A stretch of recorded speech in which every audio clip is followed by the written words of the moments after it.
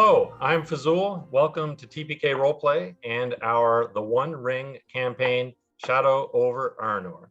Special thanks coming up to Proper Dirty and Kaiya for putting together a video that we're going to be watching tonight. But our adventure takes place in the Third Age, about 900 years before the birth of Bilbo Baggins. But don't worry, there's going to be plenty of very familiar characters and locations in our adventure tonight.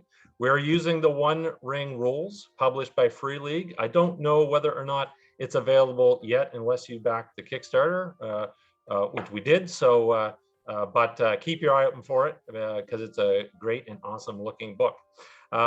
Don't have any particular warnings tonight. There might be a few scary moments for our cast, maybe, but nothing different than you would experience watching The Hobbit or Lord of the Rings film. Speaking of the cast, amazing cosplay. We have a great cast tonight. You can actually help or hinder them by making a donation on the reaction board. There's some usual stuff, like 100 bits can get you some healing, 500 will give them what's called a point of hope, which I will talk about later in the game. There's also the threat of Angmar. You can, for 1,000 bits, you can increase or decrease the threat. If that threat gets too high, a special villain might be unleashed. 2,000 bits, you can actually give a character of your choice a free permanent reward, almost like a magic item or a special ability that will stay with them throughout the campaign. And if you're really feeling helpful, 5,000 bits will be a special good encounter. This will be a significant NPC that will not only make an appearance in this adventure, but will be an ally upon which the characters can draw upon for the rest of the campaign. If you're being really cruel and want to end this adventure tonight, you can spend 10,000 bits, in which case there will be a very special NPC villain brought into tonight's adventure, which may or may not end this campaign tonight. So anyway, if you're feeling particularly cruel, you can do that. Finally, I guess let's have the cast introduce themselves and who they're playing, and then we will get underway. All right, over to you, cast. Hi, I'm Lukalock, and I am playing Dania of Arthedain. Down to Corndog. Hello, everyone. It's me, CorndoggMcGraw, and I am playing Fenja Runeforge, daughter of Borin. Probably over to Harrison, and then we'll go up. Hello, I'm Harrison, and I'll be playing Alatar the Blue. Hi everybody, I'm Kaiya, and I will be playing Celebrian of Rivendell. For those of you who are up on your Tolkien lore, you will note that several of these characters are significant. Celebrian of Rivendell is actually the wife of Elrond. Alatar the Blue is one of the mysterious blue wizards. So we'll be having, so that will lead to some interesting encounters, I am sure. So, without further ado, let us begin with a video that will set the stage for our campaign. The world of Arnor is changed. Founded by Elendil, Arnor was a place of greatness, where the wisdom of kings was matched by the sight of the Palantiri, seeing stones of great power. Elendil forged the alliance with Gil-galad and the elves of Lindon, who together, in the Second Age, defeated the Dark Lord Sauron. But, deep in the heart of Mount Doom, the alliance failed, and Isildur led humanity down a different, darker path. Many centuries have passed, and through folly and civil war, much that once was is lost. Arnor stands divided into 3 kingdoms: Arthedain, Cardolan, and Rhudaur. We, the elves, do not interfere. We are but the keepers of the shards of Narsil, a reminder of the alliance that remains as broken as the sword. Now there are rumors of a new power rising in the north. Whispers of a sorcerer king who has subjugated the land of Angmar under his iron crown. Orcs and trolls roam the Etten moors, and there is talk of darker things. There is still hope. King Arvedui of Arthedain seeks to reunite the three kingdoms, but he is not the hope of which I speak. It is of heroes whose names are not yet known, whose deeds cannot change the past, but may yet shape the fortunes of those yet to come.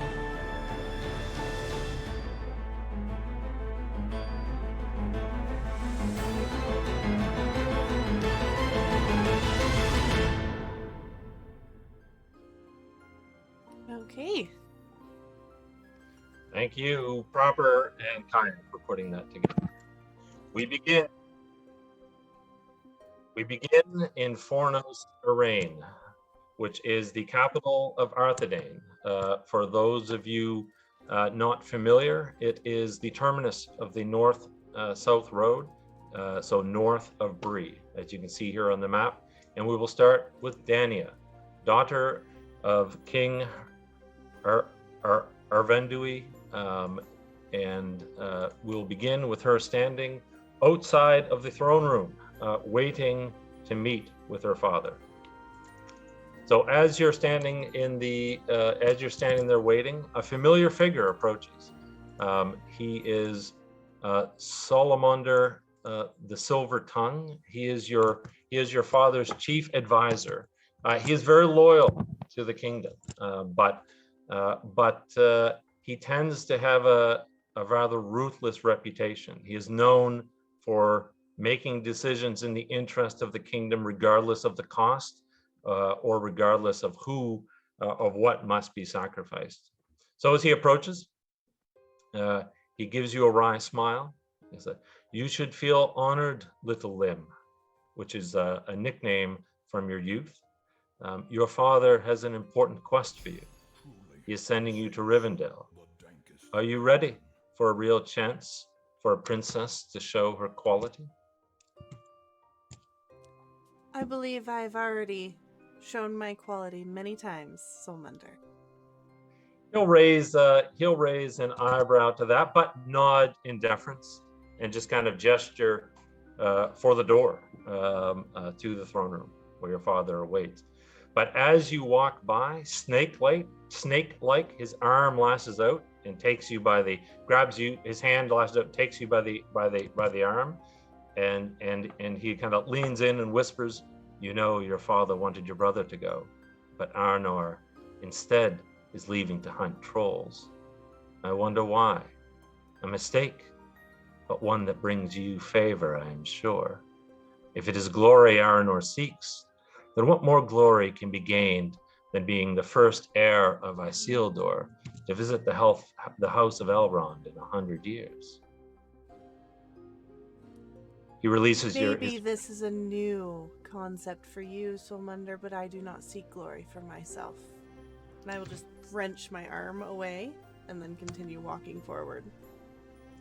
You can feel his gaze on the back of your head as you walk away, but soon you pass through the doors and enter the great throne room where your father is sitting on his throne. But as soon as you enter, he gets up.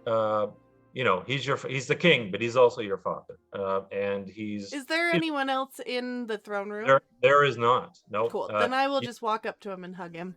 Yep. He will give you a hug. You sense a reluctance behind you to close the door, but Salamander, he will not cross the king. So you do hear the door shut as your father returns the embrace.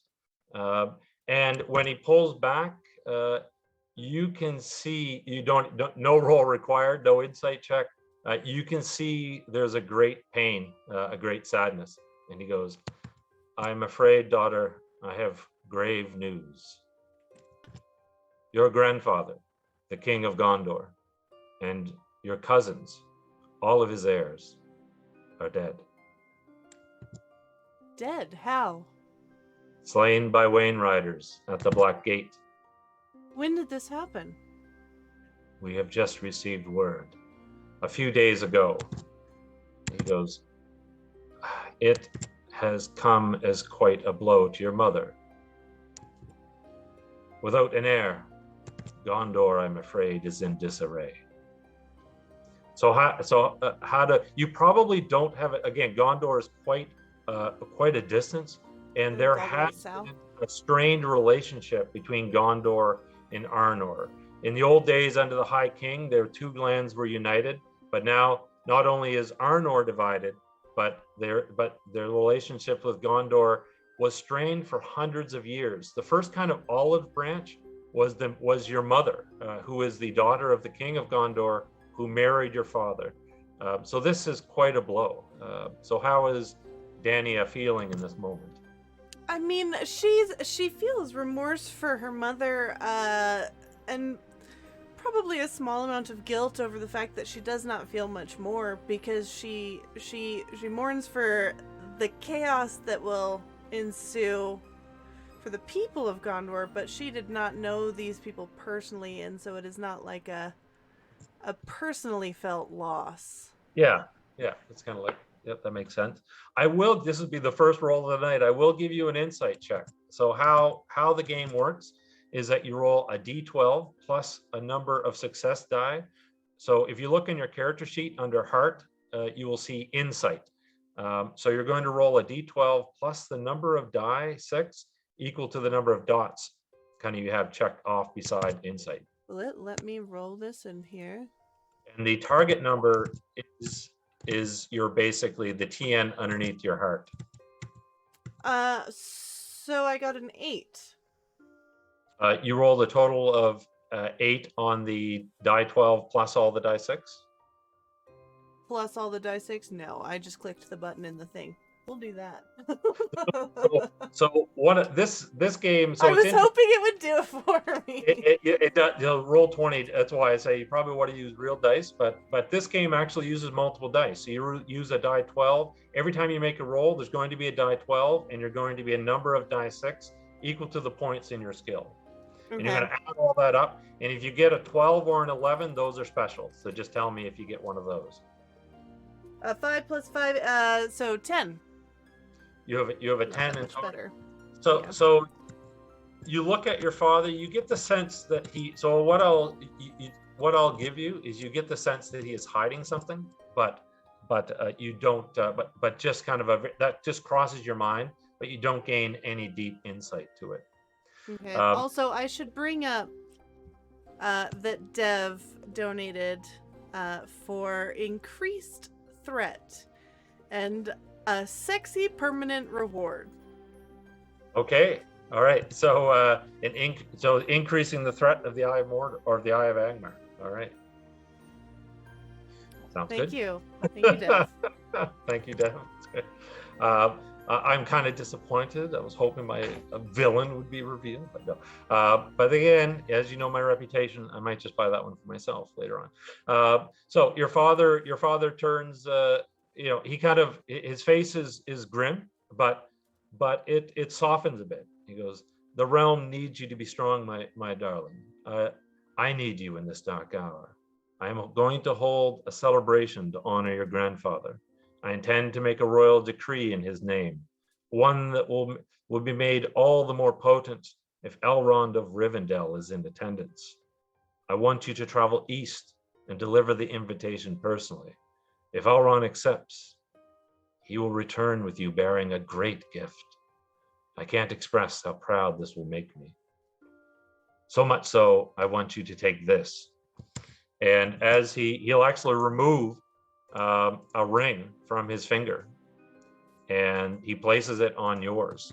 You've grown up with it. You've seen it many, many times. Your father is never without it. But as he slips it on your finger, he'll say, "This is the ring of Barahir. It will remind Elrond of the friendship that has long existed between humans and elves. Now, you should go see your mother. She is in the training era." Yes, Father. And he'll kind of turns, walks back towards his throne. And how Salamander knew the conversation ended, you're not sure, but moments after it ended, the door opens and he steps through to speak with your father. But you can depart, or if you have anything final, you can say that. No, I'll slip on the ring and just kind of eye Salamander and then walk from the room. Okay. We will switch to Khazad-dûm. So the Misty Mountains, the realm of the dwarves, Durin's folk. In fact, King Durin the Sixth is the current ruler, and Fenja, you have been summoned to the king's halls. Of course, the halls of Khazad-dûm are vast and wondrous, and as you're approaching the halls, your cousin, the king's daughter, Tilly, will actually, it looks like she's waiting for you as you're approaching. So what type of, in terms of your cousins, do you picture Fenja being close to her family or distant? Or so when you see your cousin, how would you react? I would be happy to see my cousin. I think, especially Tilly and Fenja, like they have like a even better relationship, as neither one of them would ever be assumed to be in line for the throne because it'll go to her brother. So it's kind of like we are the royal kids who didn't really have as much work to do, which is why I got especially involved in crafting things. But Yes. I'm So excited to see her. She, in fact, is a craft woman as well. She makes things out of metal, fashions not weapons, mostly trinkets and things like that. So she gives you a smile, but the smile is it's a bit weak, and she just obviously there's not a lot of time, but she comes up to you and she just kind of whispers in your ear. She'll say, "Watch your words, cousin. My father is not himself of late." Oh. Okay. It's all right, she'll say. It's all right. But there's obviously a bit of, she's troubled. You can tell that she's troubled. But she just, she delivered her warning. She steps aside. And you see the great halls of Durin the Sixth wait for you. I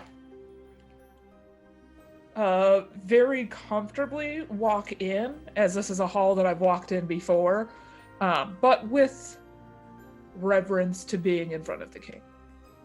Okay, yeah, and the king is your uncle. And in fact, when you enter, you can see that King Durin is upon his throne, and your father, Borin, is actually there talking to him. So as you enter, they immediately, like your father glances in your direction, but the king doesn't even look up. They're in kind of a deep conversation, and you can overhear what they're saying. So your father, he's standing kind of in front of the throne. He's like, "Brother, the tremors near the Red Horn Lodes grow stronger by the day.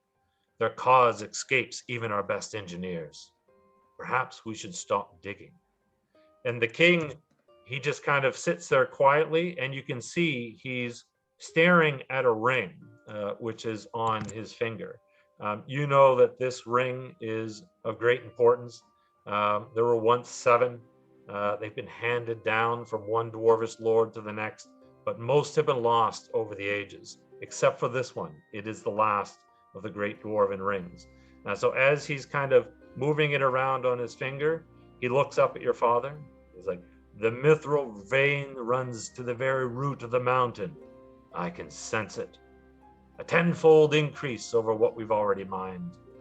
You worry too much about tremors, brother. Double the miners and dig faster. Once we have the mithril, we'll seal it back up. Tremors cannot break the house of Durin." And your father is about to say something, but King Durin raises a hand and he falls silent, and his gaze falls upon you.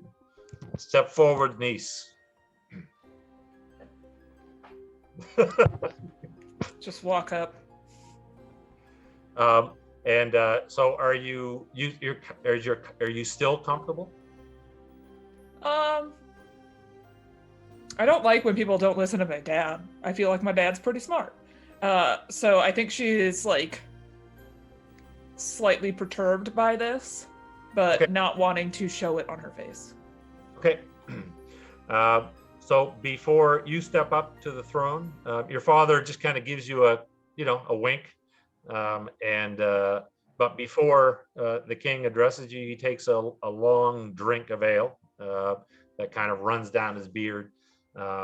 Once he's quenched his thirst, he kind of sets his gaze on you again. He goes, "We have been asked to join a company leaving Rivendell, traveling to Fornost Erain. It appears that the king of Arthedain has invited the allies of old to attend some celebration in his court. I care not for celebrations, which is why I'm sending you," he kind of says matter-of-factly. You can see your father gives him kind of shoots him a glance, but remains silent. He goes, "I want you to convey the might and wealth of Khazad-dûm and Durin's house. That is why you will present this gift to Arvindui, a sword of Mithril, surely to surpass any gift the elves might offer." And in fact, you can see he gestures towards a dwarf waiting at the side, and he brings forth a beautiful sword, crafted of Mithril itself. The value of this is to some extent beyond counting. And as the sword is brought towards him, they'll actually hand it to the king, and he is like strong enough to cut through dragon hide. So beautiful. So what is Fenja's reaction here?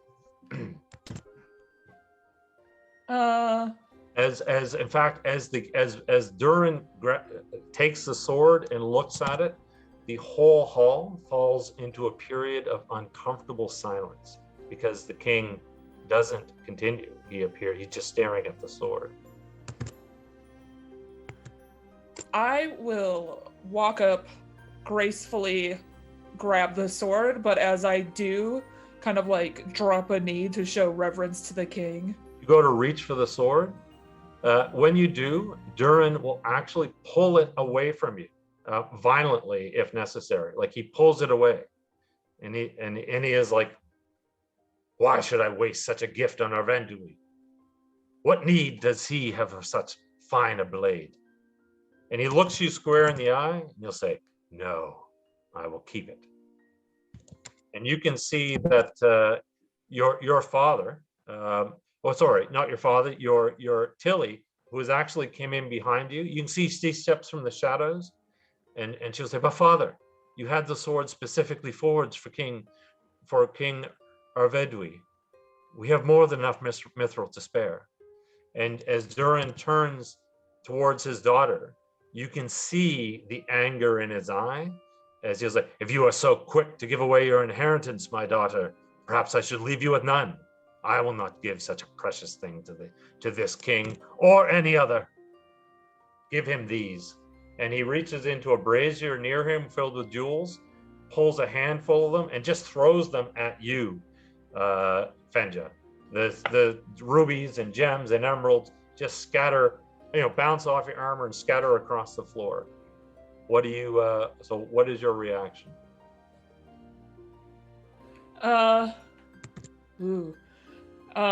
Fenja looks down, still in that like knelt position with one knee down on the ground, but looks up towards the king. "It is not yours, and I can craft you one better upon my return." You're trying to persuade the king? Yes. I will require a roll in this case. Now, just a reminder for those of you, to the players, but also just an information for cast. One of the currencies in the game is hope. So every character starts with hope, and when you spend hope, it gives you bonuses to rolls. But you have to be cautious because you can also gain shadow, and if your hope ever falls below your shadow, then there's some negative effects. So just a reminder to the cast, if you want to spend a hope, you can gain an extra die on your rolls. Now, underneath wits, you will see there's a skill called Persuade. And now so you will roll a die 12, but you will also roll a number of d6 equal to the number of points you have into Persuade. How many points do you have? None. I have a bunch of points and everything else under wit, but To make matters worse, you feel like a presence on the king's mind. I'm going to make the roll ill-favored, which means you're going to roll 2 die 12 and take the lowest. Your only hope is a Gandalf, which is a 12. oh, okay. No, you feel the weight of Durin's will, his greed. So give me a roll. Roll 2 die 12. I won't be so mean. I'll let you roll 1 die 12. If you get a 12, you make it. But it is your only hope here. My only hope. Nope, I got an 11. I will keep it, he reiterates. And then his gaze leaves you. He turns towards your father, and he will say, "We leave immediately to inspect the red horn loads, brother. Don't tally in saying your goodbyes." And he gets up, So here's the weird thing. He was so fixed on it, but now that his mind has shifted to the red horn loads, he literally places the sword leaning against his throne and just walks away, as if it's nothing. Your father steps forward, and he goes, "You leave for Rivendell at once." He goes, "I forgive your uncle." The tremors weigh heavier on his mind than he lets on. "I hear Rivendell is wondrous." Thank you, Father. Would you mind pulling your brother aside for a moment? We leave to inspect the mines, so,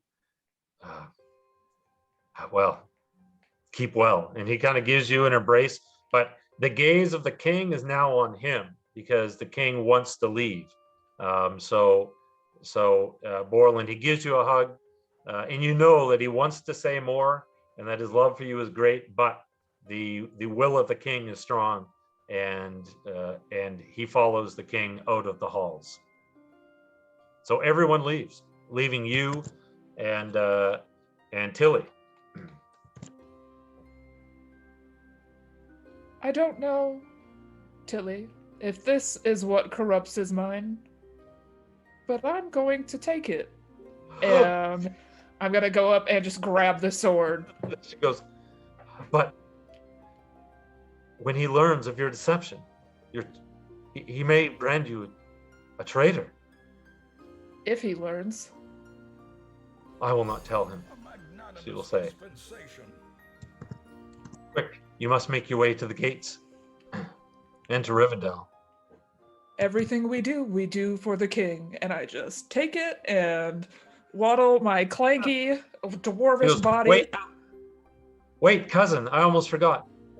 And she calls, as she calls out to you, she goes, I made this for you. And she hands you, it's a hair braid or a beard braid. It can be used for either. You can see it's fashioned of gold, and it has 2 dragon heads and brilliant rubies. So she actually looks, she gives you kind of a sheepish look, and she goes, "I stole the rubies from my father's hoard. Not that he would notice. Legend says they're made from drops of dragon blood, frozen by fire. If you stare at them long enough, you can almost see the flames."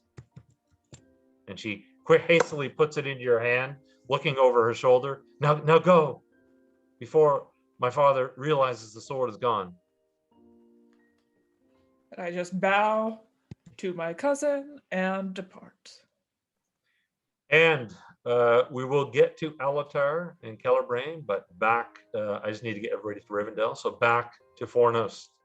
Dania, you enter the training yard where you see your mother is furiously taking out her grief on essentially training dummies.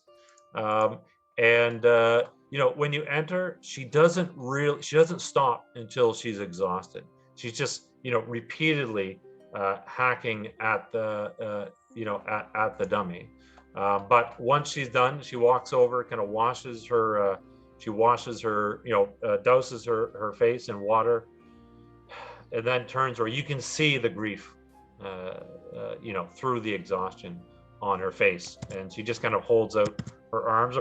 So out of curiosity, what is Dania's relationship to her mother compared to her father? So her father is a bit of a scholar, more of someone who pores over maps. Your mother is a warrior, a rather famous one in her youth. What is your relationship with your mother? And out of curiosity, which one does Dania take after more? The scholar or the warrior? I feel like she goes back and forth. She likes the quiet moments, poring over the maps, but she likes the fire and the training and the mastery that comes with spending time with her mother. And as she walks up to her mother, she'll give her a hug, but then she will go and grab a training sword to begin sparring with her. Mm-hmm. Okay. The two of you so no more words for the moment. The two of you spar back and forth. You see that despite her exhaustion, kind of you picking up the sword gave her renewed energy. And the two of you, and your mother is not one, just so you know, she is not one to ever take it easy on you. She needs you to be strong. So she gives it her best, and she expects the same. I give mine back. So no roll required here. But out of curiosity, how many points do you have in sword?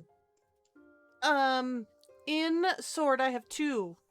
2. Okay, so you're fairly competent. So the two of you can spar back and forth, and as you do, Miriam watches.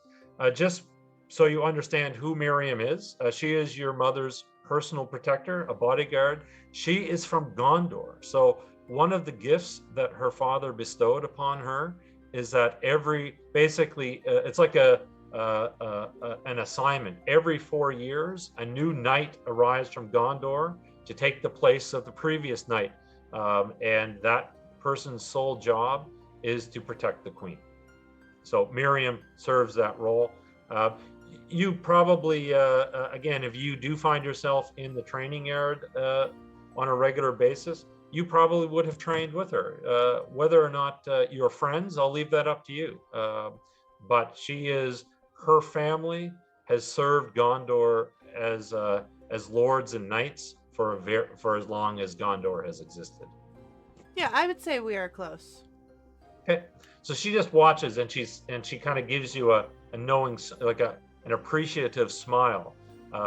And once you're finished, your mother kind of collapses on a bench, on one of the many benches around the yard, and she just kind of looks at you, and you can see kind of she's holding back tears, and she'll just say, "My heart is broken. I want nothing more than to saddle my horse and ride south to war, or east with you to Rivendell." She just kind of says as she wipes more sweat from her brow. So in the moment of her grief, you can see that she holds it back. What is your reaction? I will just kind of lean my head up against her shoulder and say, "Is there no way you could come?" She says, "I need to be here for your father." She'll say, "Your father, speaking of which, he wanted to send Arnor, but I convinced him that this task was meant for you and you alone." And there's a seriousness to her look when she says that. "You're ready for it, daughter. I know you are. Soulmender do made sure to tell me. She scowls at that. She'll say, "Pay no mind to your father's advisor." She goes, "Just remember that the blood of Arnor and Gondor runs through your veins. It will give you strength when the hour is dark. And if that fails you, you will have Miriam." And Miriam will step forward as she turns and look, and she'll say, "Her family's loyalty is without question, as you know. If it were not for her father, General Erenil, Gondor would now be lost.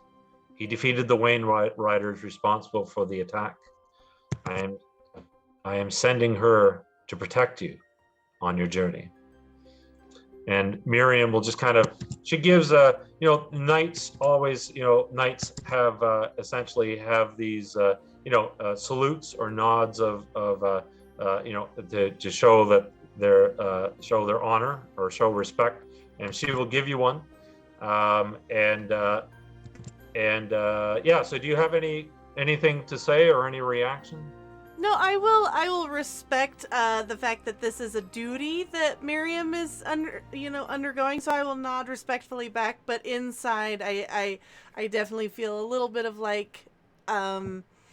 relief and excitement that she is coming with me. Yeah, you know that she is very skilled with a blade. Better, in fact, your mother was exceptionally skilled in her youth, but her skill has kind of slowed in her latter years. But in terms of Fornost Erain, you know of no one better with a sword than Miriam of Gondor. But as you're sharing this moment, you'll hear the sound of hoofs upon cobblestones as riders enter the training grounds, and you can see that it is your brother, Prince Arnor, and his rangers. Your brother is known for traveling around the realm, essentially looking for adventure and glory. And he has a loyal group of rangers, which essentially follow him. Men and women that are descended of the Dunedain, the same as yourself. So he comes riding up, and he jumps off of his horse, takes his helmet off. He goes over, the first person he'll hug is his mother, and then he turns to you, and he goes, Lim, I hear you're off to Rivendell. I myself ride for the Weather Hills to go troll hunting. And he's kind of, despite the news of your grandfather, he is, kind of beaming with anticipation of the hunt. I hope you find many trolls and much glory, Arnor. He goes, it is one troll in particular that I seek, a large one, they say, that's been harassing the watch forts. For you, enjoy the wine and the limbus, but I be wary of elven songs. I hear they can cause one to daydream for days without end. And he turns back to his horse, fumbles in a saddlebag, and brings out a dagger. A very fancy dagger, jeweled, and he kind of tosses it to you. You can catch it, and he goes, I got you this. He goes, I bought it from a Cardalon merchant, a prince, one of the merchant princes, he'll say. As he hands it to you, it feels relatively light, and he kind of comes in, gives you a kind of a, not really an embrace, but kind of like a grip on your shoulder. Good luck, sister. And he'll turn to his mother and he'll say, Mother, may I speak to you for a moment? And the two of them kind of walk away, and one of his rangers will actually step forward. You know of him. You probably don't know him as well as perhaps other than to nod or to say hello. But he will step forward after your brother is out of earshot, and he will say, I'm sorry, Your Highness, your mother means well, but I'm afraid you'd be lucky to peel an apple with that blade without it falling apart. Having held it for a few minutes and just seeing it, it's clearly something purchased off of the knife show at 3 a.m. I will I will just look at him and say it was a wonderful thought nonetheless. He's seems like he's kind of at a loss for words. He just kind of nods and turns to follow your brother when he stops and turns back, and he reaches to a dagger that is in his belt, and he will actually kind of hold it out with both hands, and he would say, "My lady, would you do me the honor of accepting this? It is much better, I assure you. It was my father's. It even has a name. It is called Talistel, which means last hope. You can give it back to me when you return." Yeah, she's actually gonna blush a little at this and take the blade. Thank Okay. you. He will hand you the blade, and he as well is blushing a bit, and with no more words to say, he kind of steps away and disappears. He kind of following your brother. Miriam gives you a glance, like a knowing glance, and she goes, "It would appear one of your brother's rangers is fond of you." And you say nothing? I am just gonna kind of giggle and look away and then just throw her the bejeweled sword. Oh, she looks at it, and she turns, and there are, of course, this is a courtyard where there's plants and gardens, and she inserts it into one of the potted plants, and it makes a very nice kind of ornamental addition to the flowers. And with that, we switch very briefly back to Khazad-dûm before off to Rivendell. Fenja, you are heading to the West Gate, the Western Gate of Moria, which is the one from the films. And as you arrive, you see there is this small elven. There's an elven child or a young man waiting for you. It is Thrain, son of Nain. He's basically your cousin, your second cousin, the grandson of the king. And you can see he has a pick, and as soon as you approach, he is like, "A cousin, I am ready." Oh, out of curiosity, are you carrying the sword openly, or do you have it wrapped up? No. Oh, okay.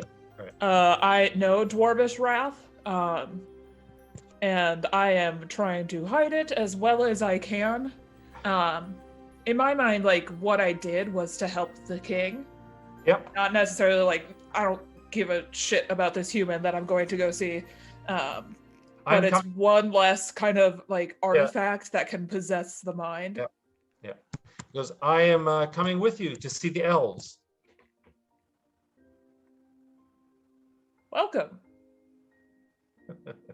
And proudly, he kind of has his he kind of hefts his the mattock or a pick over his shoulder, and he will say, "We will travel across the mountains, and we will fight orcs and trolls on our way to Rivendell, and they will sing songs and drink mead to us in the halls of the king." This is most excellent news. Shall we? And she will clamber up onto a horse. So as as he's about to get going, suddenly your cousin, this is Nain, son of Durin, so he would be the heir. He will kind of appear from an arch, and he is like, "Thrain, just where do you think you are off to?" Because I'm going to see the elves with cousin Fenja. And he goes, "Is that so?" He gives you a look. He goes, "I think not. You are too young." He goes, "Now, be off with you, back to back to your room." He's like, "Oh." Thrain turns towards you. He goes, "Will I get to see elves one day? Will I get to stand in the hall of elven kings?" Perhaps. But most likely, yes. He goes, "Yes." And he goes, "Will you bring me back Lembas?" Sure, but I'm told it tastes similar to dirt. Elves like, don't really know how to make food. he goes, oh, okay. And he goes, good I'll luck, bring it back. We both can try it. good luck, cousin. And he runs, and he runs off. And Nain steps forward and he goes, good luck. Good luck to you. And he just kind of nods and turns and follows his son. Or before he leaves, I just Yep. yell back, take care of your father for me. And he pauses, and your words just kind of stop him in his tracks. And he just pauses and is silent for about a moment. And he goes, I will do my best. I will do my best.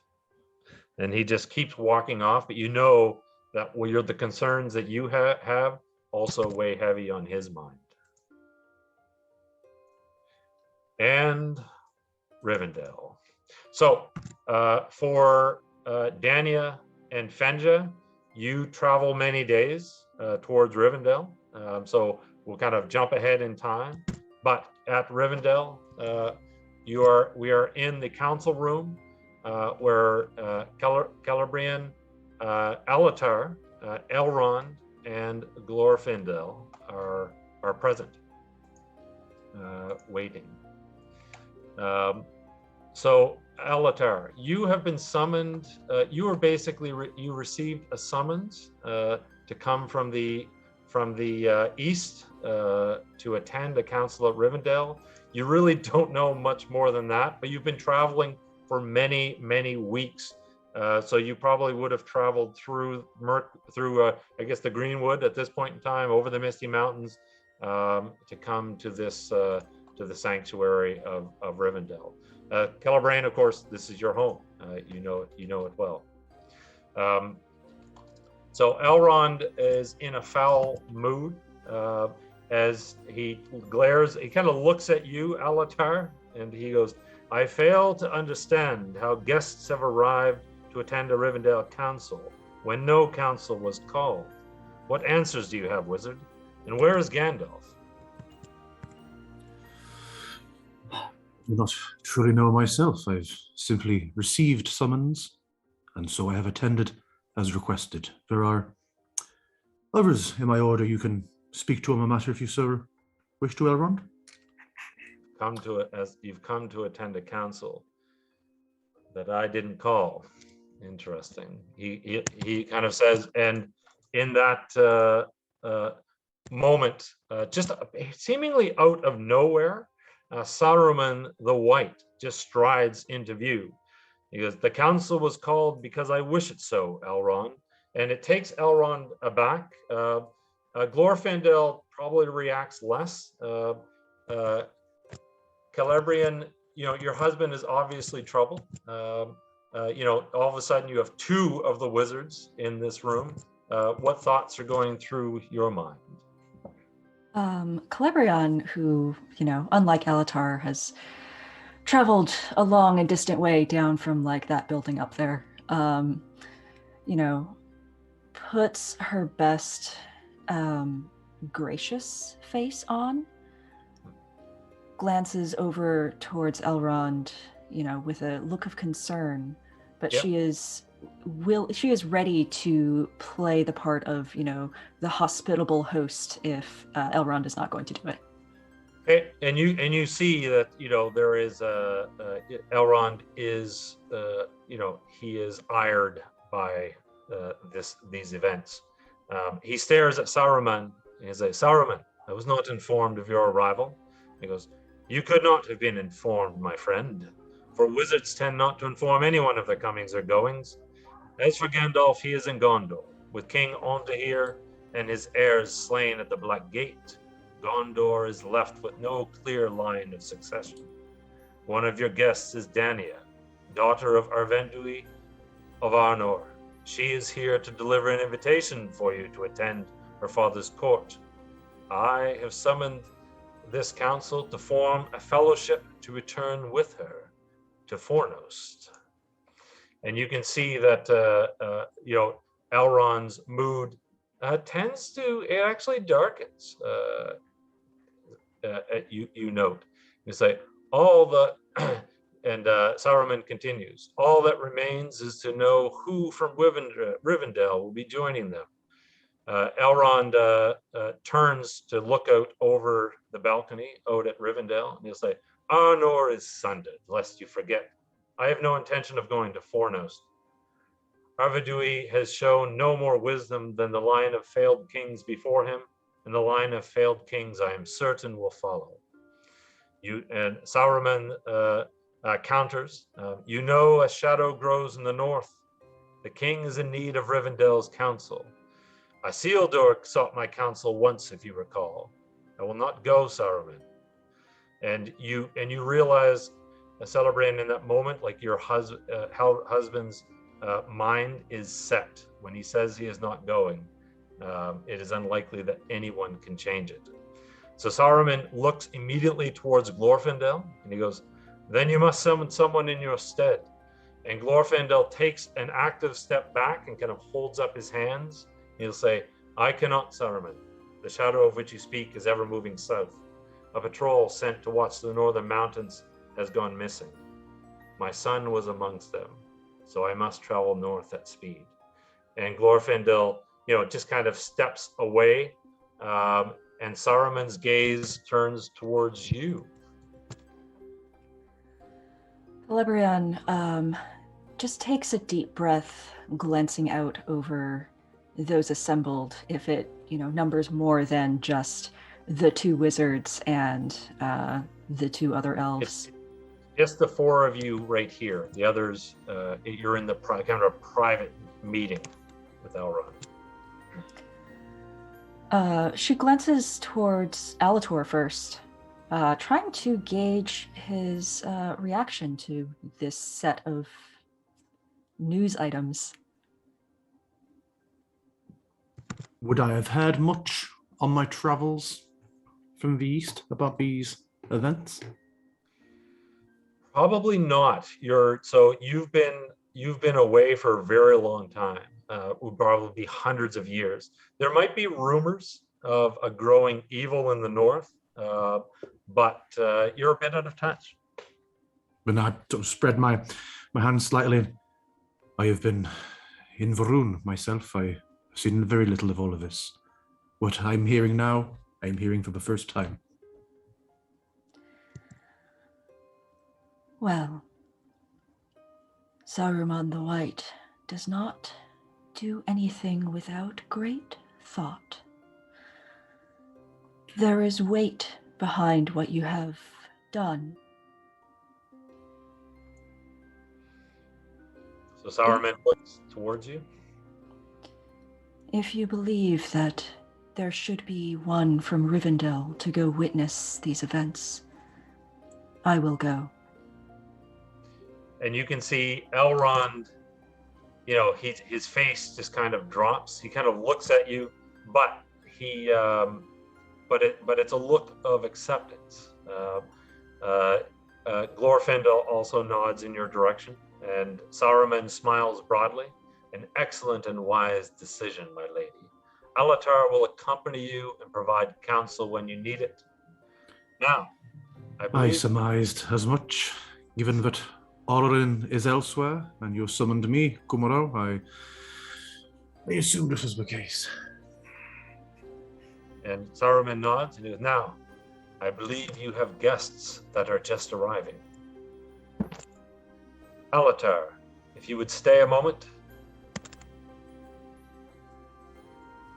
So Elrond steps, as Saruman guides Alatar out onto the balcony, Elrond steps forward, and he will say,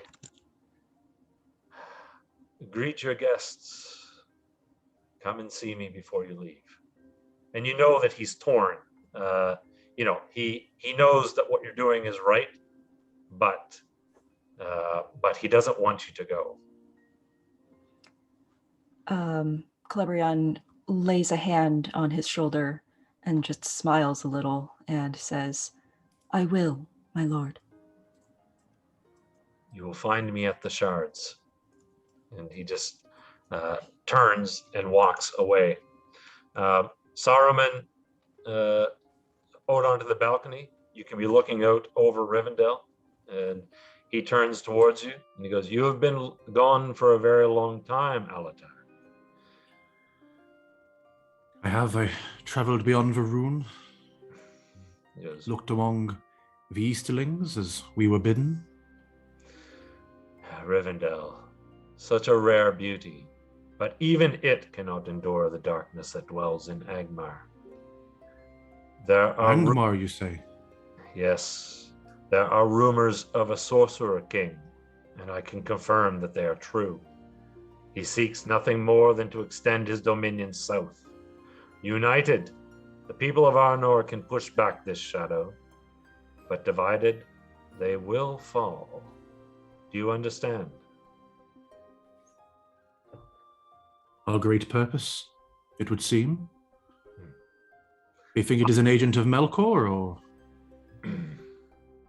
The true identity of our foe is unknown, but do not underestimate them.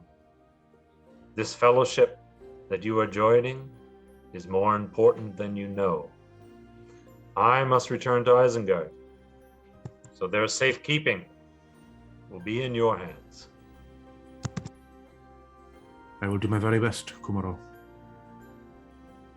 So he nods, and with that, Saruman will take his leave, leaving the fate of this fellowship in your capable hands. Dania and Fenja, you kind of meet up at the bridges and the cliffs that lead into Rivendell. You're kind of at the border of it, and this is where you run into each other. So Dania, you and Miriam, probably you would have horses, probably bearing the standard of Arthedain. Fenja, you're riding a pony. You probably would have ridden with some dwarves that would have kind of accompanied you just to the borders of Rivendell, at which point they would have turned back. So you're really on your own here. So you see, you can, I guess, Dania, maybe you can describe yourself. What does Fenja see as she comes upon you and Miriam? I feel like you would see her and Miriam just riding together, talking, and looking somewhat excitedly at the view before them. And upon seeing you, Daniel will cry out, "Hello, friend. Do you also travel to Rivendell?" For now, until I make my way to my next destination. Miriam will actually look at you and go, "And do you know what that next destination will be?" I have a gift for a king. She raises an eyebrow and looks at you, Dania. "A king, you say? There are no kings in Rivendell. You must speak of Arvindui of the North."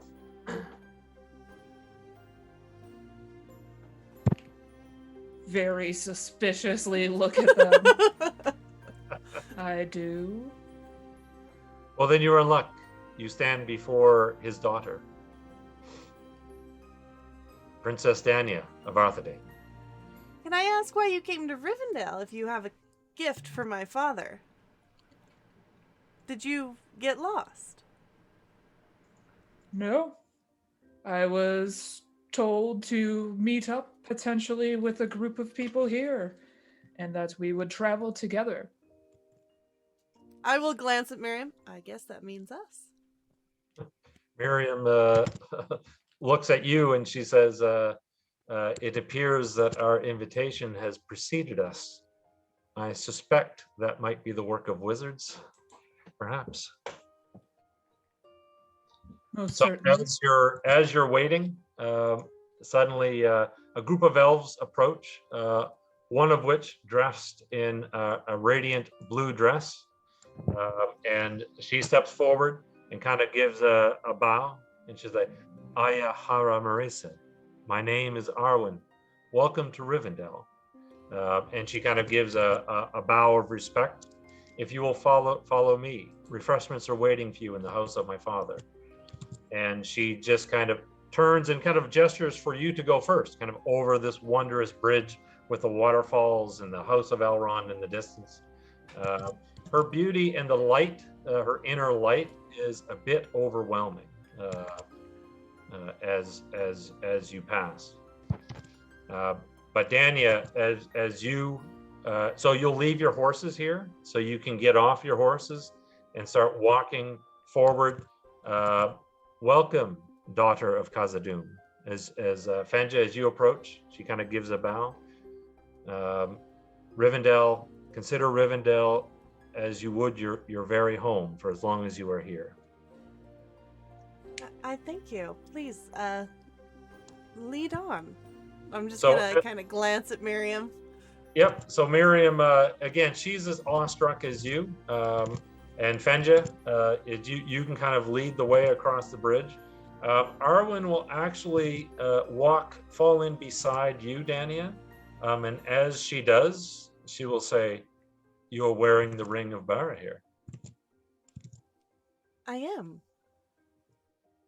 It was a gift, though a temporary one, I think, from my father. A great gift, forged in Valinor before the First Age. It once belonged to the elven house of Fenafin, given to a human as a sign of eternal friendship. You know that it has passed down through the line of kings. I believe I you bring were... it for someone that I am to meet here. I believe you are the first to wear it, who has not sat upon the throne of Arnor. She kind of looks at it, and she's a bit mesmerized by it as you walk through the beauty of Rivendell, where you are brought to kind of an outdoor gathering area where there are elf attendants are laying out a great feast, wine. Some elves, kind of in the background are playing harps, and there Arwen kind of takes her leave, and she will say, "You will be joined shortly," as she nods. So, Celebrian, you can be informed. Arwen will actually seek you out, and she'll say, "The guests have arrived." Are these the guests that Saruman has summoned, or the guests we summoned? They were unexpected, so I'm assuming this is all the work of the wizards. A fair assumption most of the time. And Dania of Arthedain bears the ring of Barahir. Indeed. A surprise.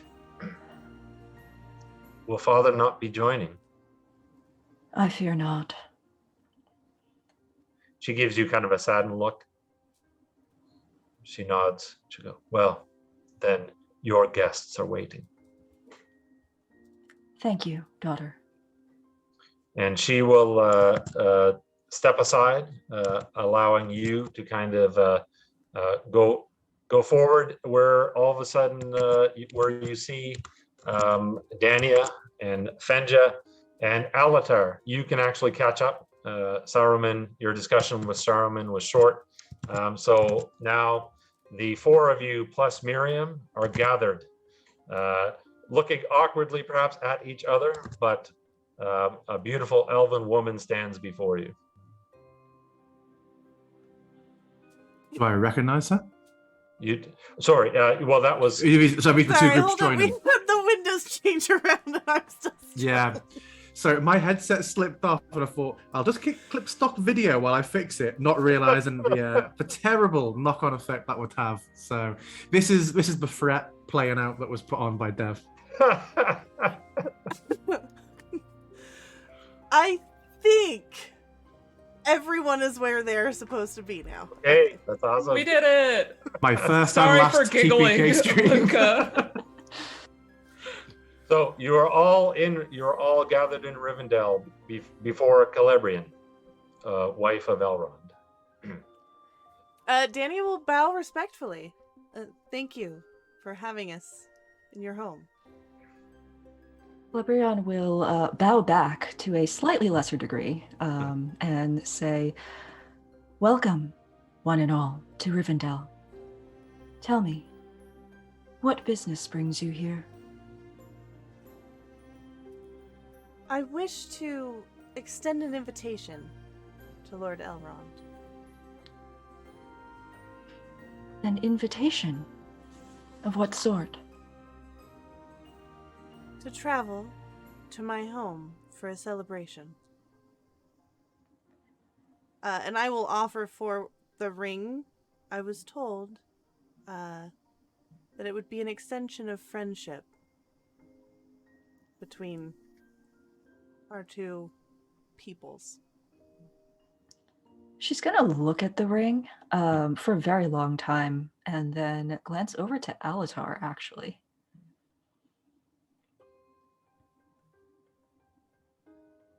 How much of this do you think Saruman the White knew of when he called you here? If not the actual facts, he can read the feelings. He walks often in Fangorn and hears what is occurring. I think if not the facts, he understands the rising tide. Turning back to Dania, Celebrian says, "Thank you very much for the offer. I will convey the news to my lord, but please refresh yourself until he gives you his answer." Of course. Thank you. And then turning to Fenja with a smile. I do believe I'm here by the work of wizards, now that I understand everything correctly. It would seem so. I don't have a fancy ring to offer you. And she just goes quiet. Rings are not required here. But what brings you here besides the work of wizards? I'm told that I will have to aid in a coronation, but not really. I'm just here on behalf of Khazad-dûm to show our support to the King Arvedui. And she probably mispronounces her name, his name, just as I do. I have heard his name said both with and without an N, so it's different regional interpretations, I believe. So the refreshments are of course amazing and wondrous. And Celebrian, you can leave them to it, and you know that Elrond is waiting for you in the sanctuary where the shards of Narsil are kept. Can I try to catch Celebrian before she leaves? Yeah, you can. Yeah. And just draw out. I have been gone a great time. How fares your dear mother? Before she even, tries to leave and is intercepted by Alatar, she's just going to give Fenja a very quick, be welcome, daughter of Khazad-dûm. Just to, not be super rude. Okay, yeah. And elves will come in and hand you a goblet of fine wine and a bowl of wondrous fruit. And then turning and then being intercepted by Alatar, she raises an eyebrow at him and says, "It has been some time since I have been able to see my mother, but as far as I know, she fares well, unless you have some other tidings." None whatsoever. I remember when I last was in this region and thought to ask after her. You have very much her countenance. It is very kind of you to say.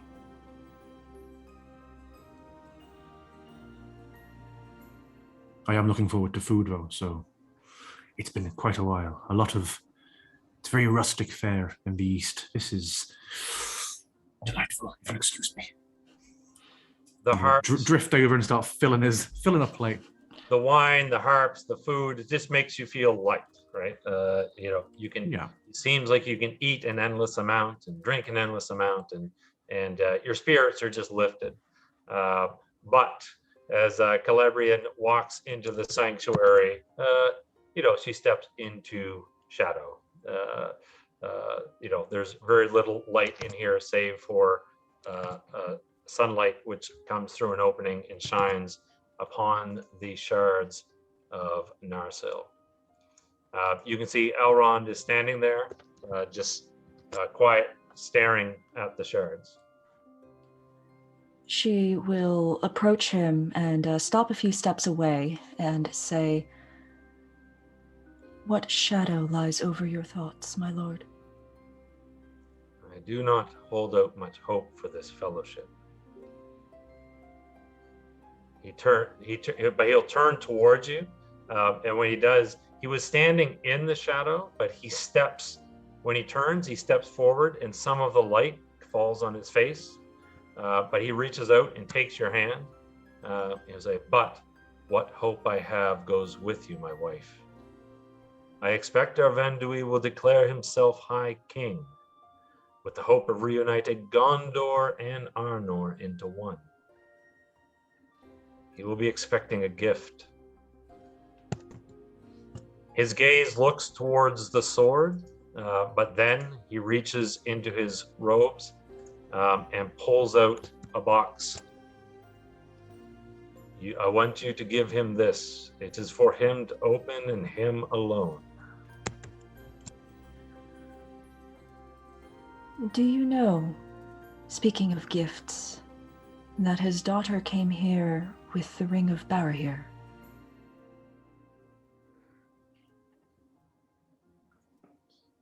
She has. It is a great gift. A reminder of a time long ago when things were different. Things could have been different, my wife, but Isildur changed that. He could have made the right decision, and he didn't.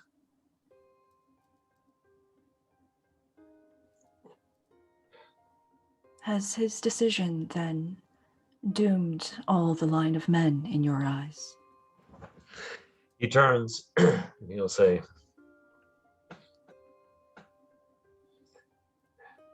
"It is up to them to prove me wrong."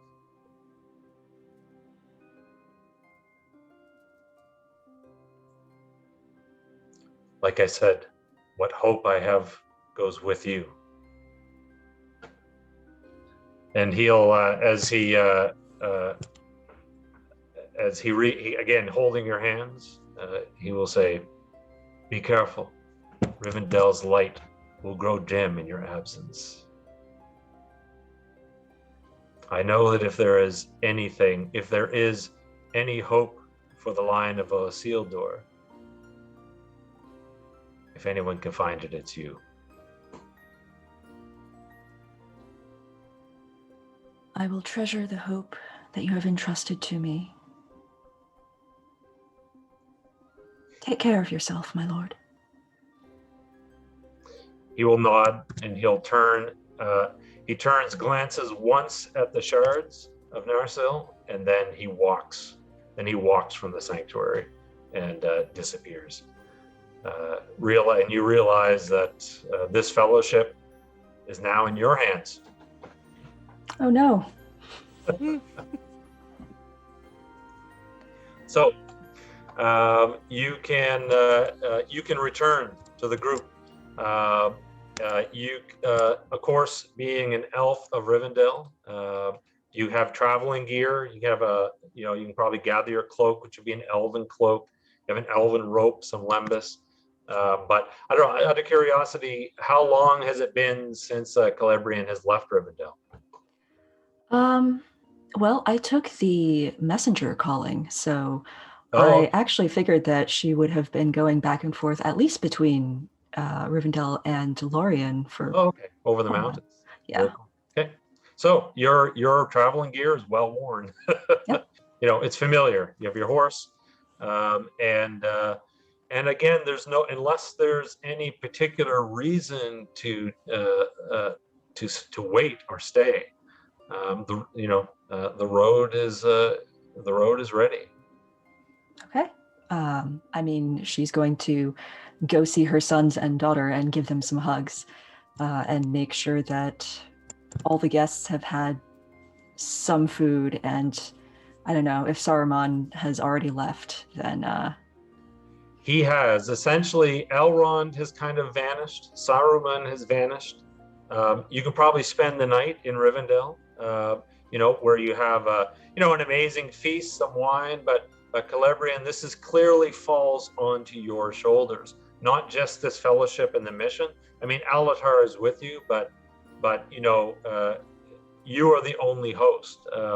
You may have now how you explain Elrond's absence to Dania, but you know that as you return to the group, that Dania is expecting, she kind of is expecting Elrond. So she's going to approach Dania, not really conspicuously. Yep. But, come up with carrying the box. Is it like a big box or? No, it would probably it would fit in the palm of your hand. Okay. Yeah. So still carrying it, not really conspicuously, but say, Princess, I am afraid to say that my Lord Elrond is unable to travel to Arnor at this time. But he bids me go instead with a gift for your father. I gladly accept this and understand, of course.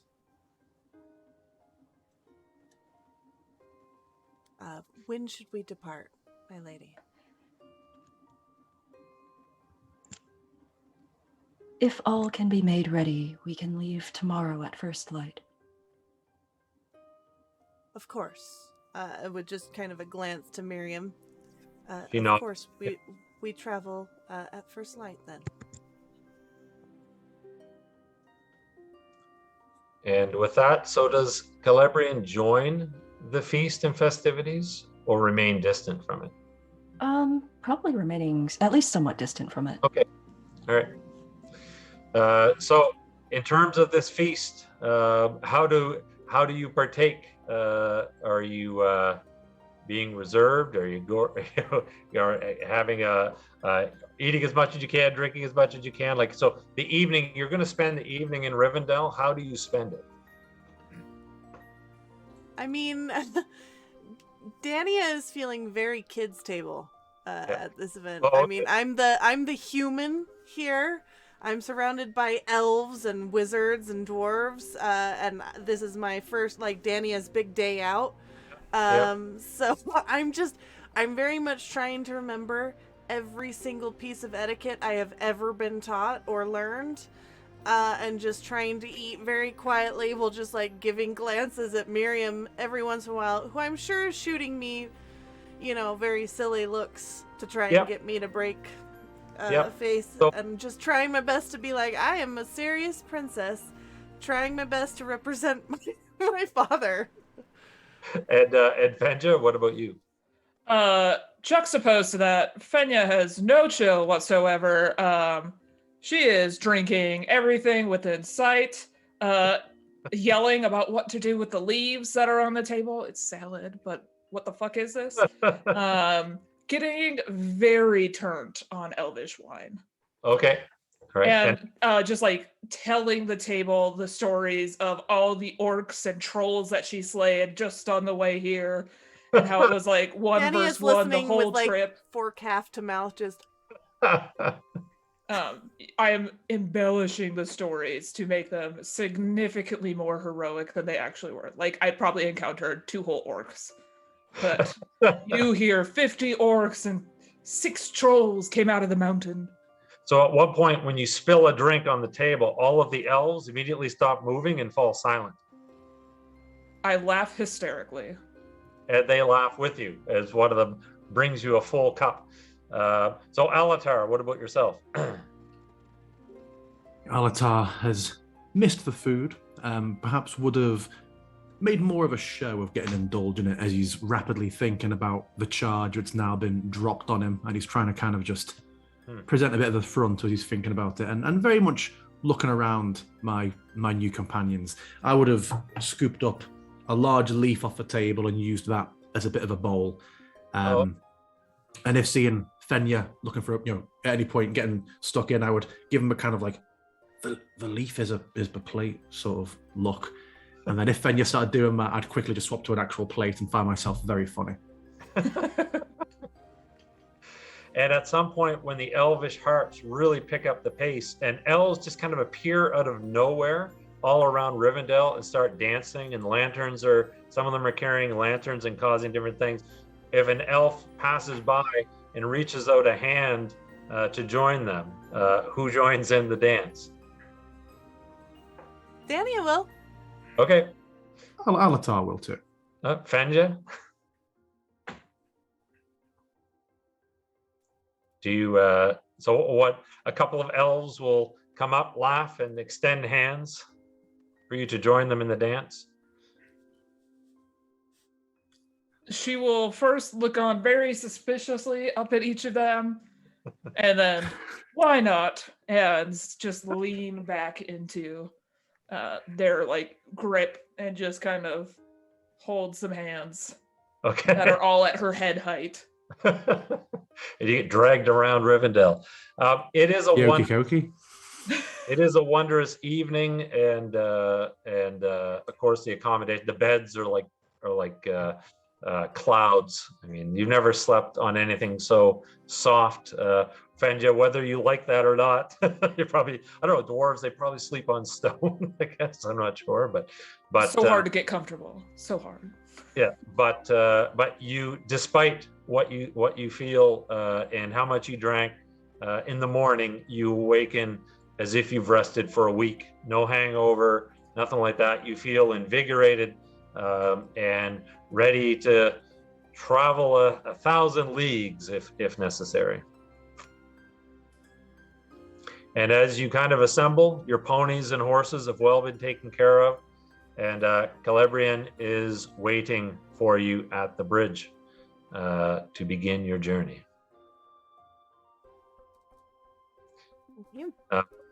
We'll ride our horses up, all packed and ready to go, and just pull them up to a halt when we reach her.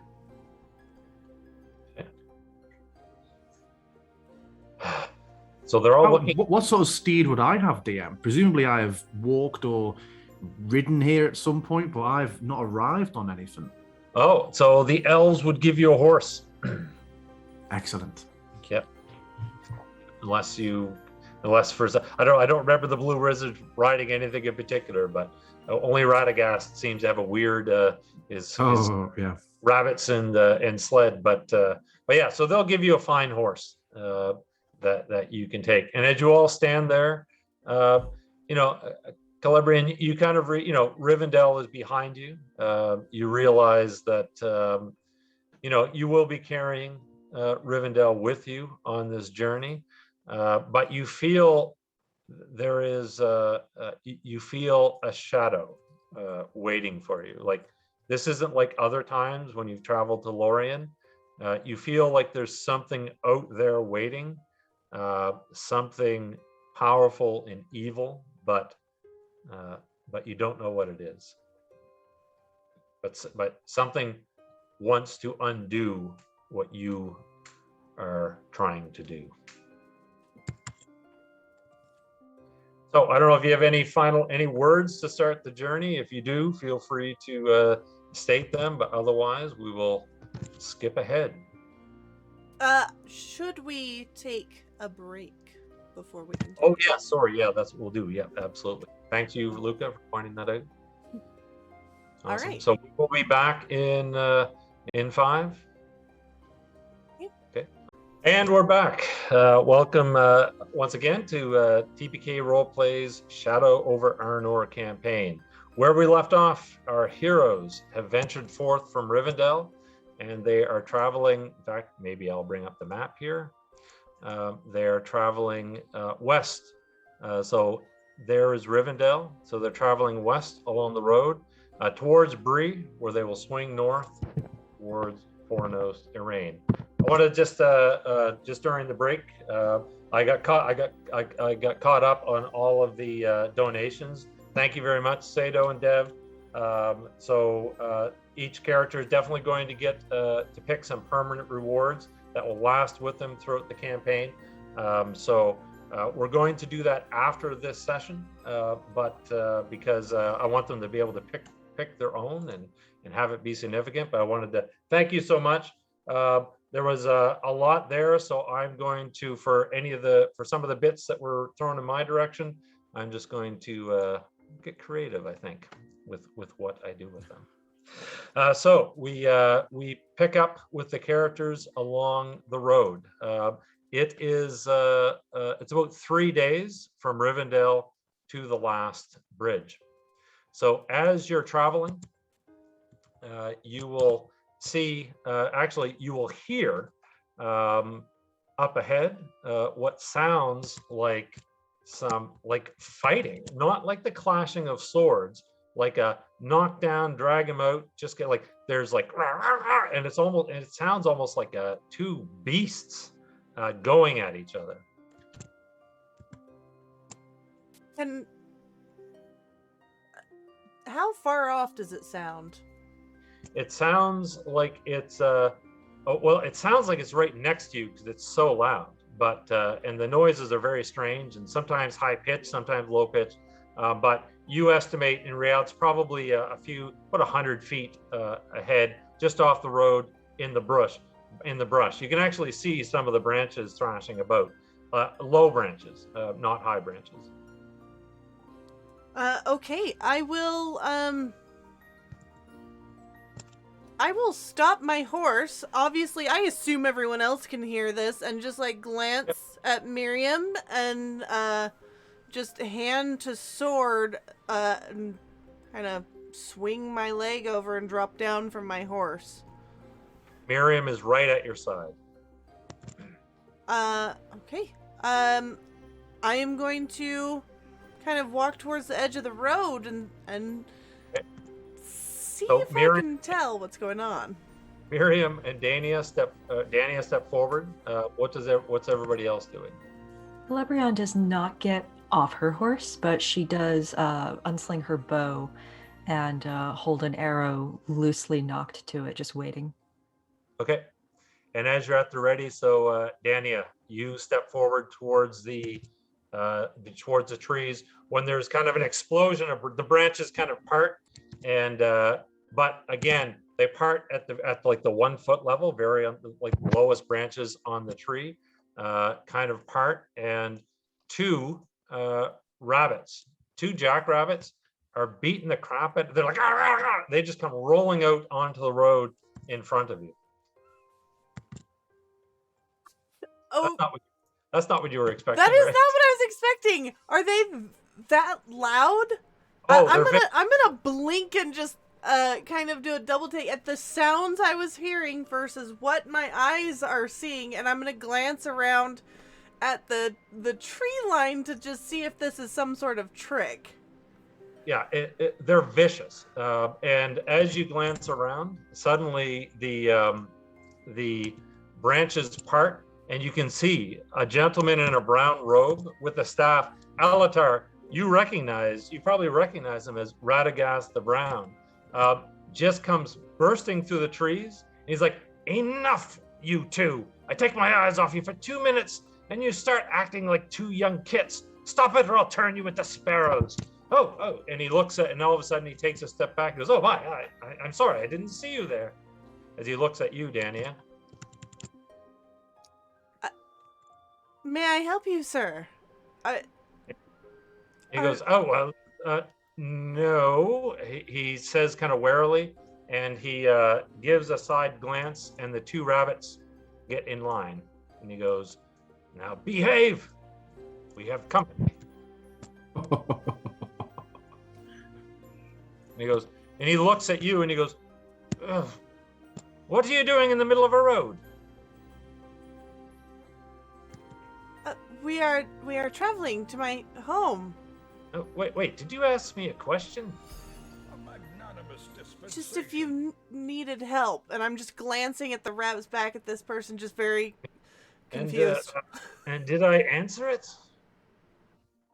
No, I don't believe you did, sir. Then I shall answer it promptly. No, I do not need help. He looks around. I will slowly be bringing my horse up behind this with a smile on my face. He looks up at you and squints, and he's like, do I know you? You certainly do, Ewendil. It is me, Morintar. He reaches out and he'll actually grab your robes and rub them between his fingers. I seem to remember the blue. Your name doesn't quite come to mind. They have been calling me Alatar here. Well, if that's as you have been called Radagast or Bird Friend, have you not? Yes, I am. I suppose if you say your name is Alatar, you must be right. I mean, who am I to question your knowledge of your own name? I will look at the two rabbits with a bit of a "is he always like this" sort of look. It's as if they were other members. They're looking, so you'll note that they were looking at each other like, just like eyeing each other kind of evilly. But when you look at them, they'll kind of snap to and fall in line. And Radagast, he goes, "What brings you here?" Saruman summoned us to Rivendell. He sent out a call. Did Saruman you hear? To Rivendell? You remember that name at least? I received no summons. I was closer. Indeed, but perhaps you had more pressing, important matters to attend to. What? Lady Celebrian, of God, I'm afraid I haven't had time to clean myself up. Would I know actually who he is? You would, yeah. Okay. Yeah, for sure. I definitely would have put my bow back by now, and just, nod my head and say, "It is an unexpected pleasure to meet with you again." Oh, indeed. Unexpected. Or is it? Was this in fact meant to be? I don't know, but that's something I will ponder and give you an answer for another time. My lady, the land here grows wild. Shadow grows in the north. You will find no friends in Rhudaur. They turn away strangers and greet them with the tips of spears, I'm afraid. You should make haste through these lands. I would offer to guide you, but it seems you already have one wizard. Are we not allowed to?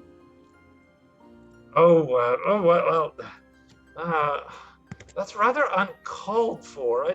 I don't know if it's ever happened. I don't know, but I have urgent business in the Misty Mountains. Wait, I know. I will send Omer and Dith with you. They are quick. They are excellent guides. They know many secret paths through the forests and glens of the area. Wherever you are traveling, just follow them, and they will get you there in half the time. They look at each other like, What business do you have in the Misty Mountains? Oh, I go to speak with the eagles.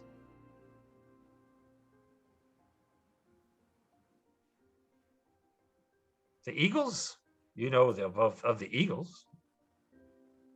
I've go heard of them. Speak with them. Well, yes, I wouldn't want to pay them a visit and not speak to them.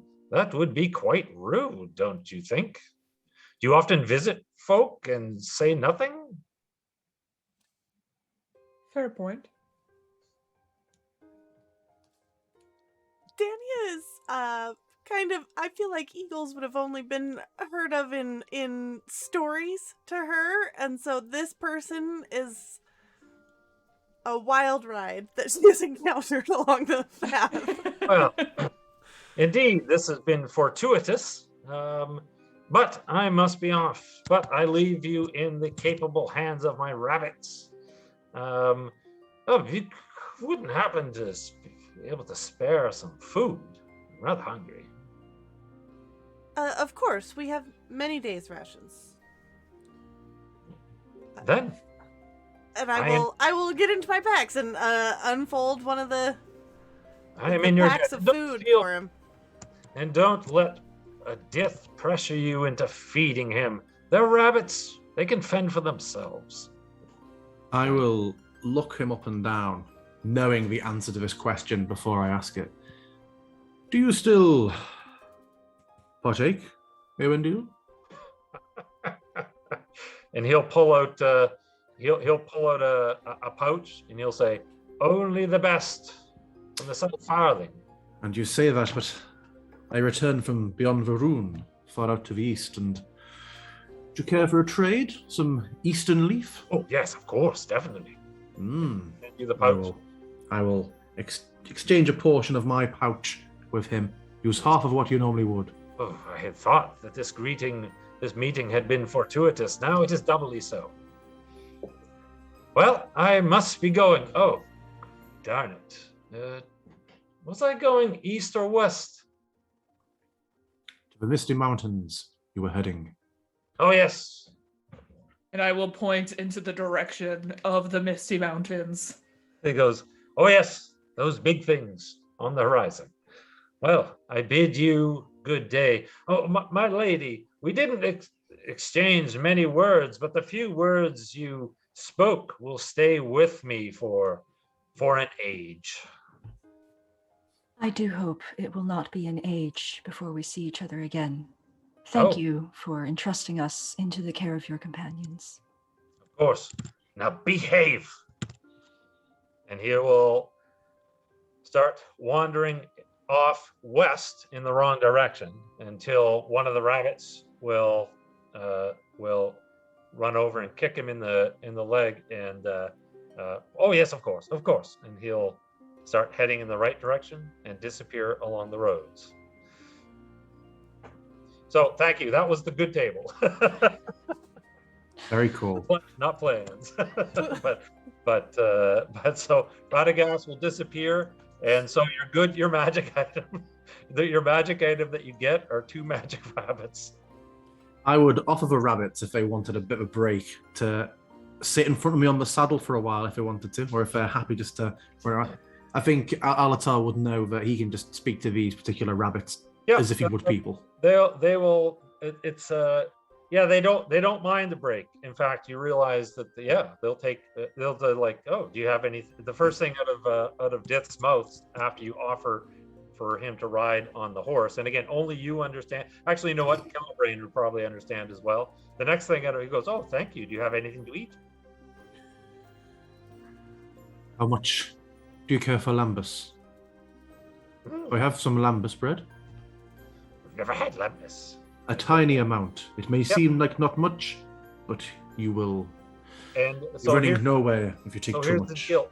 They can ride. They'll ride on the horse for as long as you allow them to. But when they're riding on your horse, you don't gain any special abilities. When they're leading you, they know shortcuts, and they're suddenly like here, there, and they run through the forests. They often would lead you off the road, but for whatever reason, whenever you're following them, you travel twice the distance that you normally would. Okay. Well, I'll let them have a little bit of a break and then gently put them back down. And they will take off running, arguing quite. They're not overly nice to each other. It's like as soon as they take off, it's like, no, I'm going first. No, me. And they'll kind of run around and push each other, but then they'll kind of figure something out and disappear along the road. And you follow. And again, they are not only make amusing companions, but they're useful in terms of their speed. Eventually you are, after, instead of 3 days, we'll shave a day off of that, 2 days, you come to the last bridge. So this is, if we go up to the Arnor map, you'll see that the last bridge is kind of halfway between Rivendell and Phzoul or Weathertop. Dania, you would have passed along this road. I mean, you're just basically going back the same way that you and Miriam traveled on. You probably would have stopped at Bree, stopped at Phzoul, and just on the other side of the last bridge is a town of Rhudaur.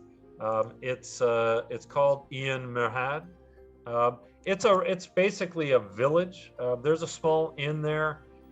When you were there, probably 4 or 5 days ago, they were amiable but not friendly. Essentially, like it's what you need to stay at the inn. Here's your food, here's your drink, but not overly conversational and a bit just kind of cold shoulder type thing. Okay. So as your group, so as I said, the couple of days will go by without any further any other events, and you arrive at the last bridge. In the distance, you can see Ian Merhad. However, something is wrong. As you're looking, you see no fires from the chimneys or hearths. No smoke rising above the village. Again, I will just glance at Miriam and then kind of look around back at the rest of the party and pull up my horse to a stop and just swing my leg over the saddle and hop down, hand on sword. Miriam, Something is not right here. And Miriam cocks her head and you realize there's no sound. I will just very softly, at my horse to send it off to the side. Okay. And kind of motion to Miriam, and we can kind of creep up along the side of this town, not down the main road, but if there's an outbuilding that we can come to first or something, and kind of stop there. Okay, and again, there will be no wall around Ian Merhad. Again, this is basically this is the main road, right? So it's relatively it would be relatively peaceful, and typically orcs and trolls do not come down this far south. So you and Miriam can get off your horse. You'll note that Omar and Dith, they have gotten to the middle of the bridge and their ears are up and they're just kind of they're shivering a little bit, and they'll quickly run back to Alatar and kind of cower, kind of hide behind him and his horse. So as Dania and Miriam get off, and you're moving forward on foot, that's correct? Is that correct? Mm-hmm. Mm-hmm. Yep. What's everybody else doing? I would like to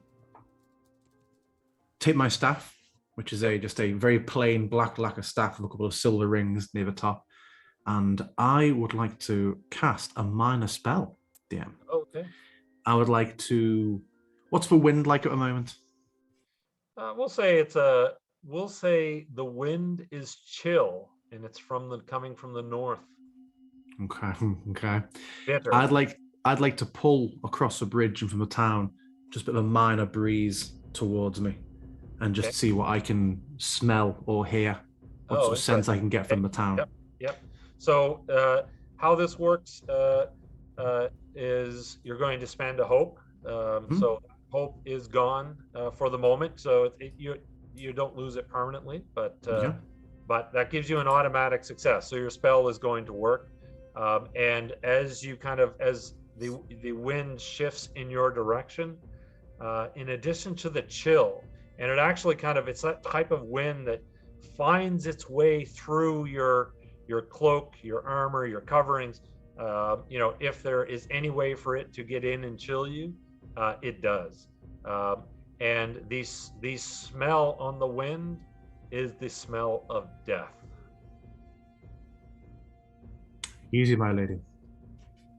And I'm not talking about the death of one thing. Ian Merhad is dead and rotting. Steady ourselves. This place has been massacred. I smell no life, only death.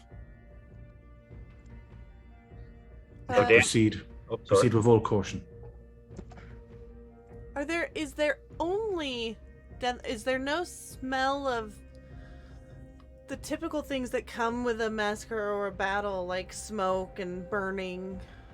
No, nope. The hearth fires have gone out because nobody was there to put more wood on them. You and Miriam cross the bridge and you reach the perimeter of the town. You're being cautious. At this distance, you can see bodies, and you can probably start to pick up the smell because you're closer.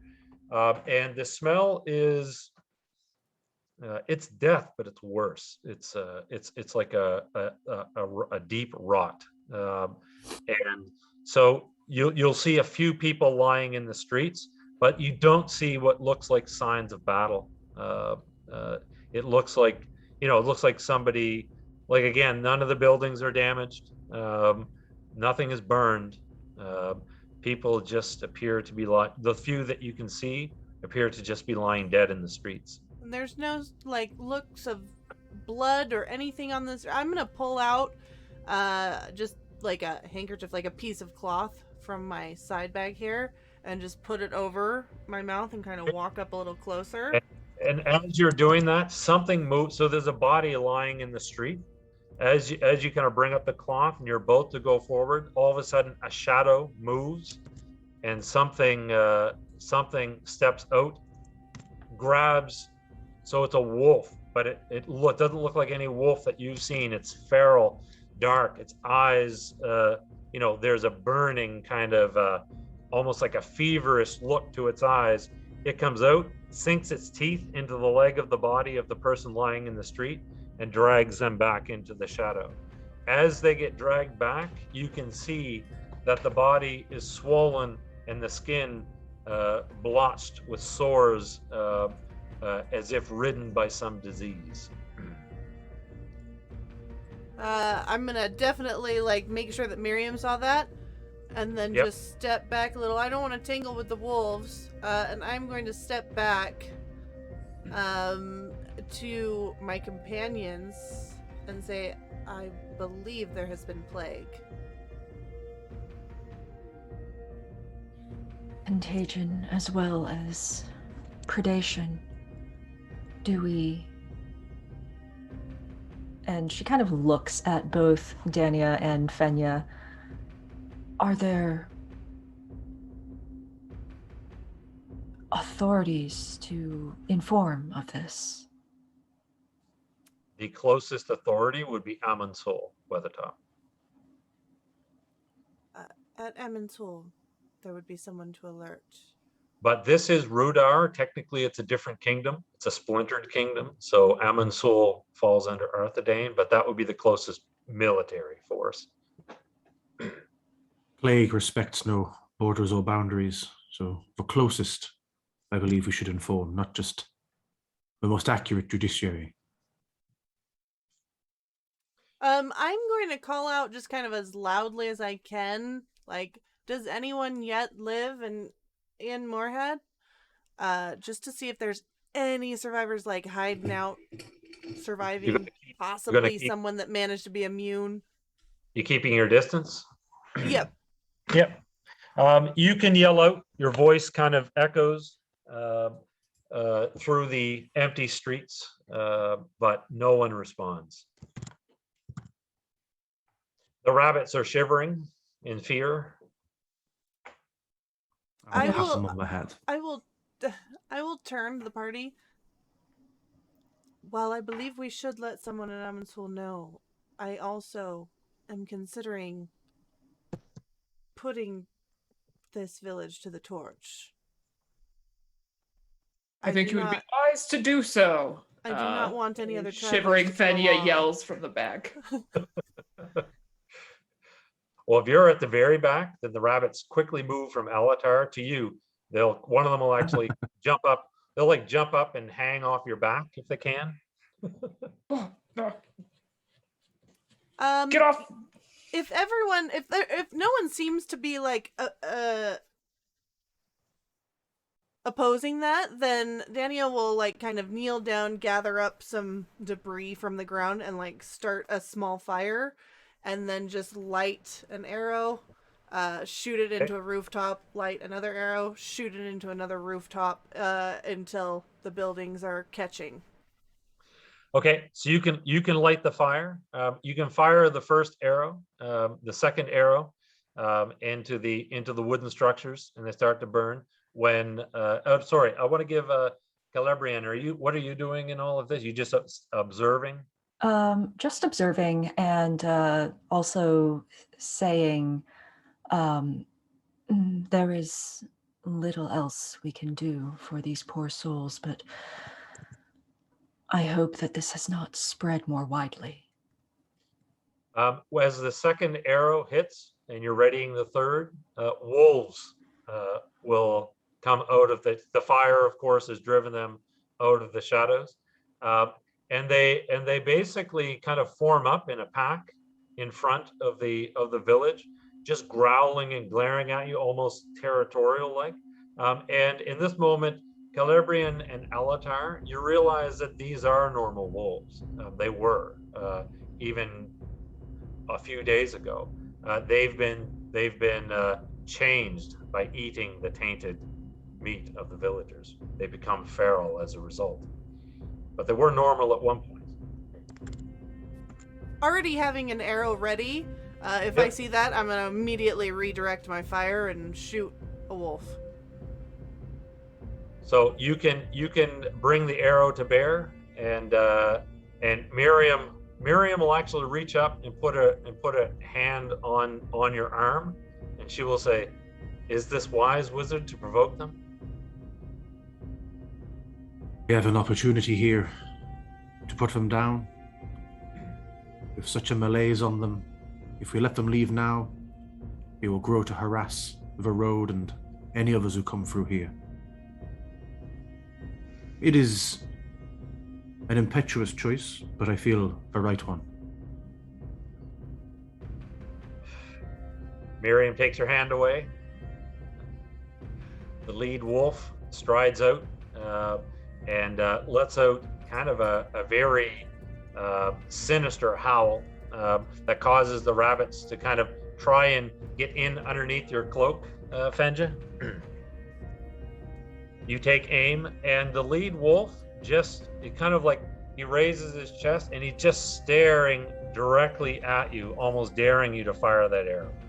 Is this arrow still on fire? It's one of the lit arrows, but was expected to Yeah, come through the roof. I was ready to shoot it into the roof, but seeing So them you come think- out, I would have. Are you thinking about a spell as she fires? Well, being a wielder of the sacred fire, as she fires this, I'd like to know if I could use a spell to increase the fire or make a bit of an explosion or something. I when will it love, hits. so that just spend another hope. I will. Dania, you can fire because the wolf is kind of asking for it. When you roll you're going to roll bows underneath combat proficiencies. So you're going to roll an extra die 12. So you're going to have a favored roll. So you're going to roll 2 die 12 and take the highest, and then a number of d6 underneath bows. How many d6 do you have? Bows, I have 2. Okay, so you're going to roll 2 die 12 plus 2 die 6, and you're going to take the highest of the d12. And as she fires this off, I'll just take a real intense draw of my pipe. Yep. As she fires it, and the flame will grow on the arrow. Okay, 2 die 12. A 6 and a 6 plus the d6 is a 6 and a 4. 6, 4. So you get a 16. Mm-hmm. Okay, that's awesome. It's a good roll. So your arrow flies, and it, as it hits the lead wolf, all of a sudden it's almost like fireworks. So all of a sudden the arrow literally explodes, and little balls of flame kind of bounce and fly everywhere. And whenever one of these little balls of flame hits another wolf, it explodes, and all of a sudden it's almost like a fireworks display goes off. Alatar, I'm going to ask you here, because the Eye of Angmar has already been increased thanks to chat. Using magic also increases it. So I'm going to ask you, basically the decision here is I'm willing to basically say your spell is 100% effective at dealing with the wolves, or do you want it to be kind of partially effective? The only cost is how much do I raise the Eye of Angmar? We've both acted decisively. I want it to succeed. All right. So as each of the balls hits one of the other wolves, it explodes, and after this brilliant display, all of the wolves are running in different directions. They're all on fire as they're running in different directions. Not a single one of them escapes the flame, and they are consumed. Well aimed, my lady. I will just look back at him, and then the what I just witnessed. I appreciate your assistance, wizard. I don't know anything about that. The rabbits scurry down out of your cloak. They're no longer shivering. I'm going to continue my work of setting these houses ablaze. In fact, the rabbits are jumping up and down excitedly in front of you, Alatar. As in, like, good job, good job. I'll be... Okay. I'd like to run into the woods to make sure that all the fires are put out, so we don't actually start a forest fire here. You can make sure. Yeah, you can make sure to it, and the fire will not spread to the forest. I wouldn't allow a cool spell to suddenly. It's like, oh well, you killed the wolves, but you burned down. Half of Middle Welcome Earth. to California, Alatar. Yeah, you eyes and guarded the forest several centuries too early. Oops. Celebrian will come up next to Alatar and say, "Do you believe that this has anything natural to it?"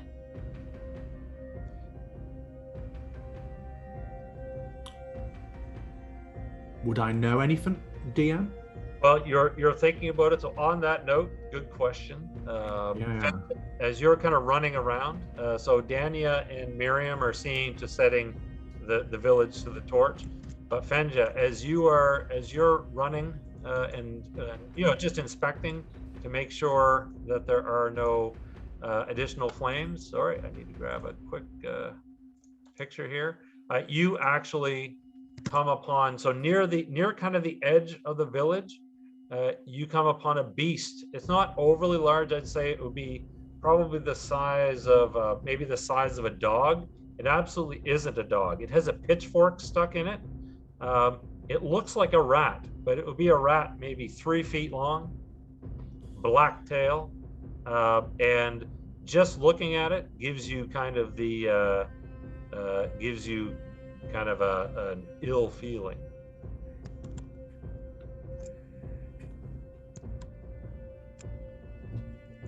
In fact, you'll just have to picture this as being a dead with a pitchfork in it. But you can see that kind of. Why does it have muscles? Sorry. Oh, I just realized that Corndog was in Something Is Wrong with the Rat. So, no, there's not a repeat of that adventure. But Oh no! Corndog, they So followed many you friends. here. No! so you look at this and you realize that you've never seen anything like this before. Not in Khazad-dûm, not anywhere.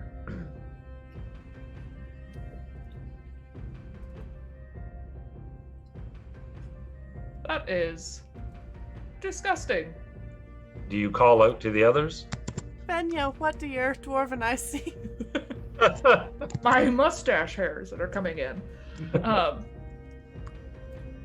I will actually call out to Alatar to receive his guidance, mainly because humans are still stupid and elves are stupid as well. But in different ways.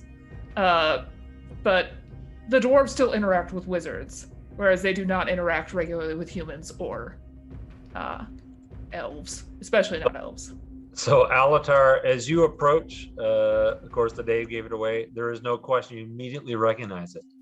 It is a rat of Mordor, not to be found in the north at all. In fact, only to be found scurrying around the foothills of Mount Doom, or living in the.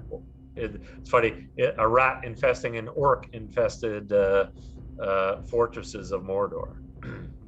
It is a disease carrier. There's no question. It is the cause of what happened here.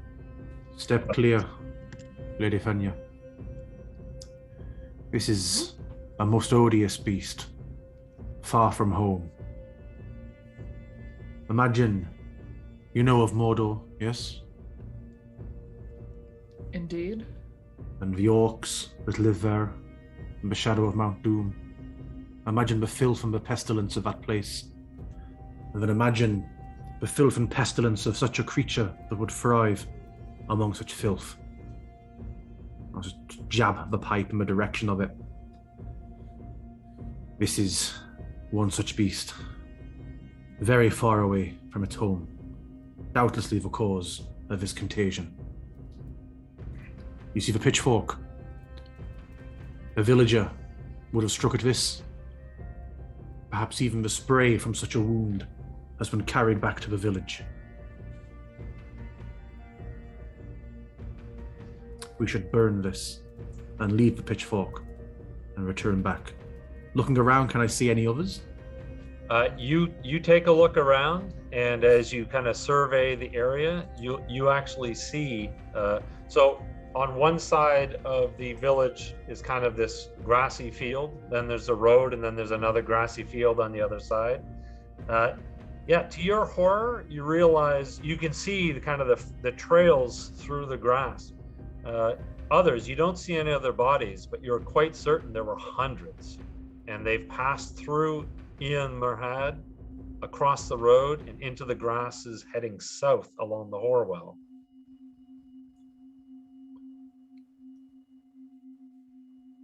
We should get word to others. Most wise. And However, urgently, too. You would be aware of Mordor rats, of course. And the rabbits will actually run around, and one of them will be jumping up and down and running around in circles trying to get, he's like, hey, over here. Trying to get someone's attention. If I see this, I mean, I still don't really understand these things, but I'll go follow them. Yeah, you could probably all overheard, you all heard Alatar's explanation. And when you get there, you can see that paralleling, like following the rats and paralleling them are the roughshod footprints of orcs, driving them forward. Going south. Going south. South is the city of Tharabad, the capital of Cardolan. All right, I'm gonna look quickly at Miriam.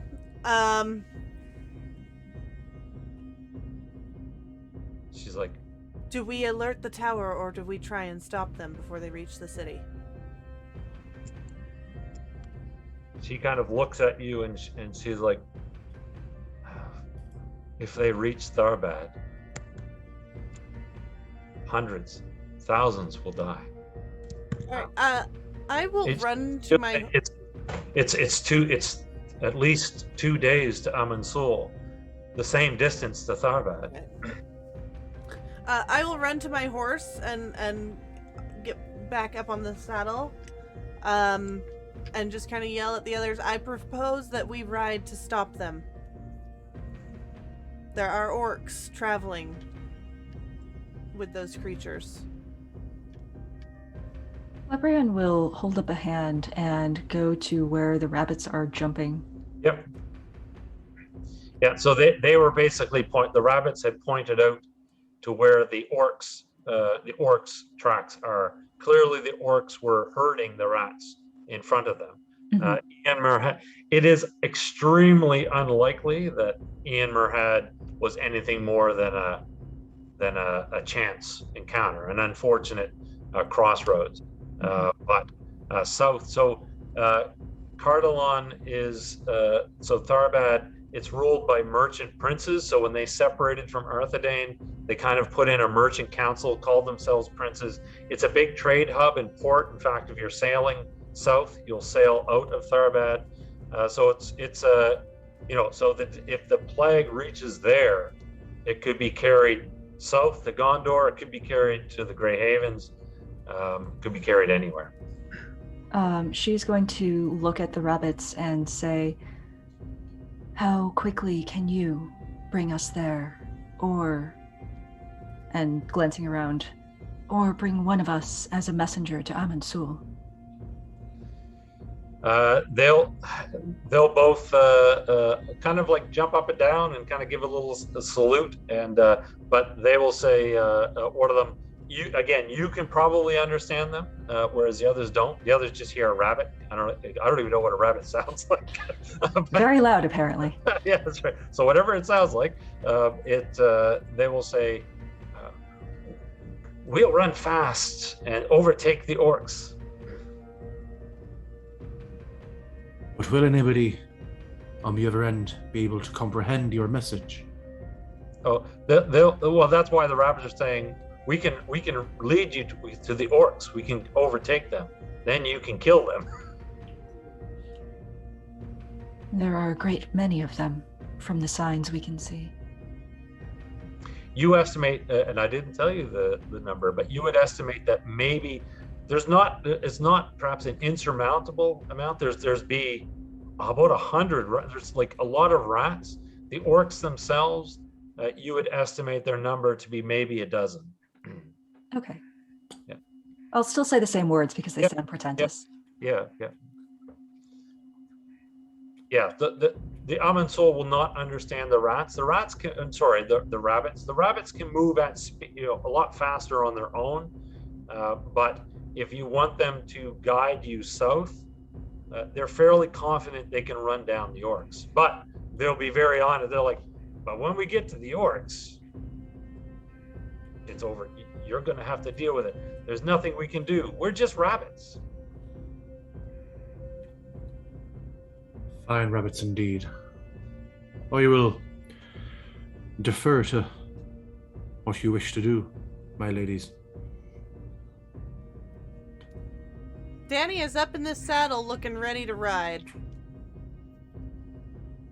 Miriam's with her.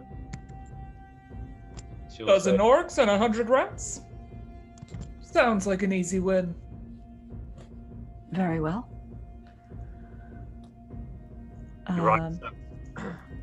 Yeah, let's mount up. Okay. So, the rats, the rabbits take off at speed. Your horses are quickly following them as they weave their way in and out of the forest along the river. As you can see here, this is the last bridge. You're going to be heading down the river towards the angle, which is where these two rivers meet. Tharbad is to the south. It's probably 3 days to Tharbad, but you are, of course, hoping that you're going to overtake the orcs far sooner than that. Out of curiosity, so in terms of your, the rabbits are going to give you an advantage of speed. Are you going at as fast as your horses will carry you, like to some extent recklessly. And I only use the term recklessly in the sense that moving at speed, horses, they can be heard, or are you taking more caution? So Dania, you appear to be in the lead. So what pace are you setting? Recklessly, and if I'm heard, all the better, because it'll stop the orcs from getting to the city. Perhaps they will stop to fight us. Okay. So you race your horses along the rivers, you can probably travel with following the rabbits. I'm going to say maybe half a day goes by, but you've traveled a full day's distance. So you're making, you're covering a lot of ground. And as you're kind of riding along the river, you can see up ahead where the two great rivers are meeting. And Dania, I'm assuming you're in the lead. Does anyone, before I get to the encounter, does anyone want to make any statement about any preparations or anything that they're doing?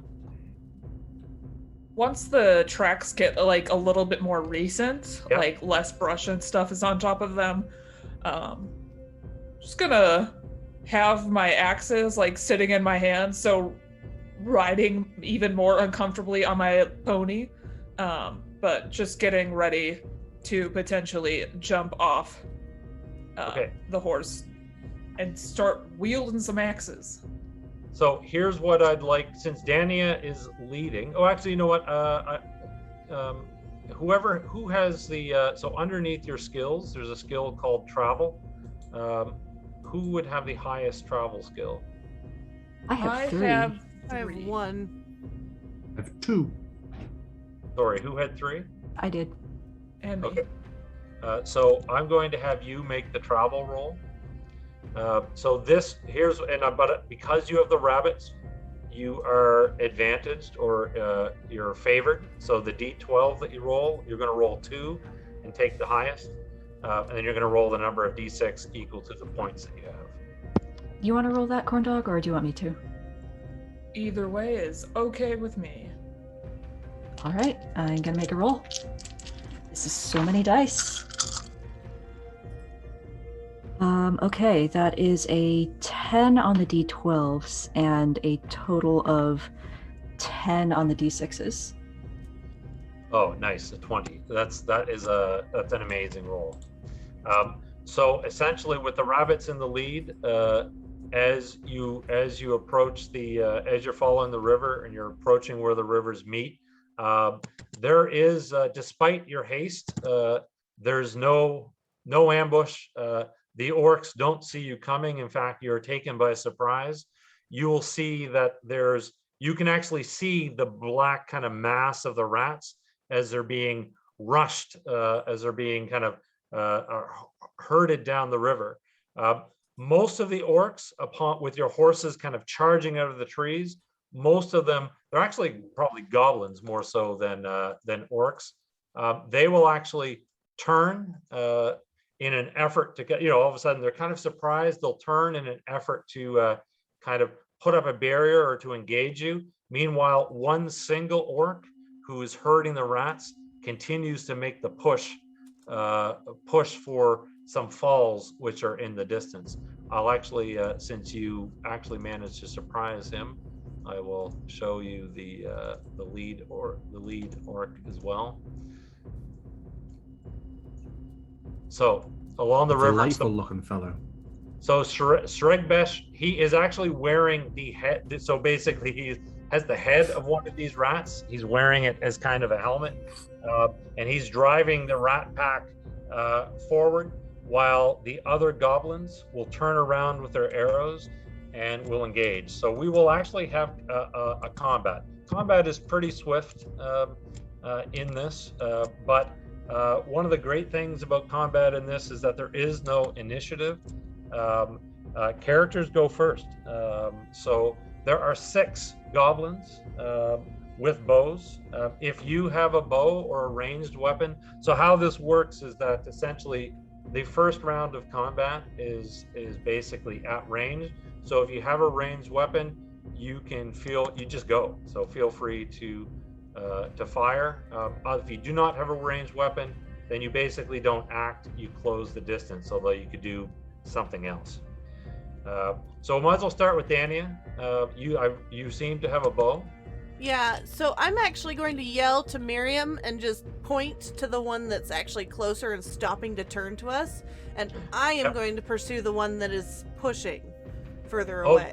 You're gonna try and go around the goblins that are trying to block your way. Yeah. Okay, all right. So for that, you know what? You're on a horse. The rabbits just kind of split into different directions. Their job is done. They're going to hide. I will give you, I'm going to get you to do, what's your battle skill out of curiosity? My battle skill is somewhere. It's a 1. Sorry. But it's a 1, but it's one of the ones that I got to underline. Okay. That's good. Like proficient. So basically, what the battle skill is, it's you can assess a battlefield and be able to basically take advantage of it.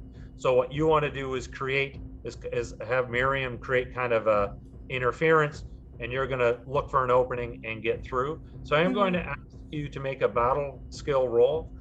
You're favored, so you're going to roll 2 die 12, take the highest, and you're going to add your d6. Now, I'll just remind you, you can spend a hope and get another d6 on this if you want. In fact, I'll do that. So sometimes when you spend hope, it can be an inspired. I am going to let it be inspired in this case because you're the princess of Arthedain. Your father's trying to reunite the realm. You're trying to save it. So that means you're going to get 2 extra die 6. Okay, so I got 2 d12 and 2 d6. Yep.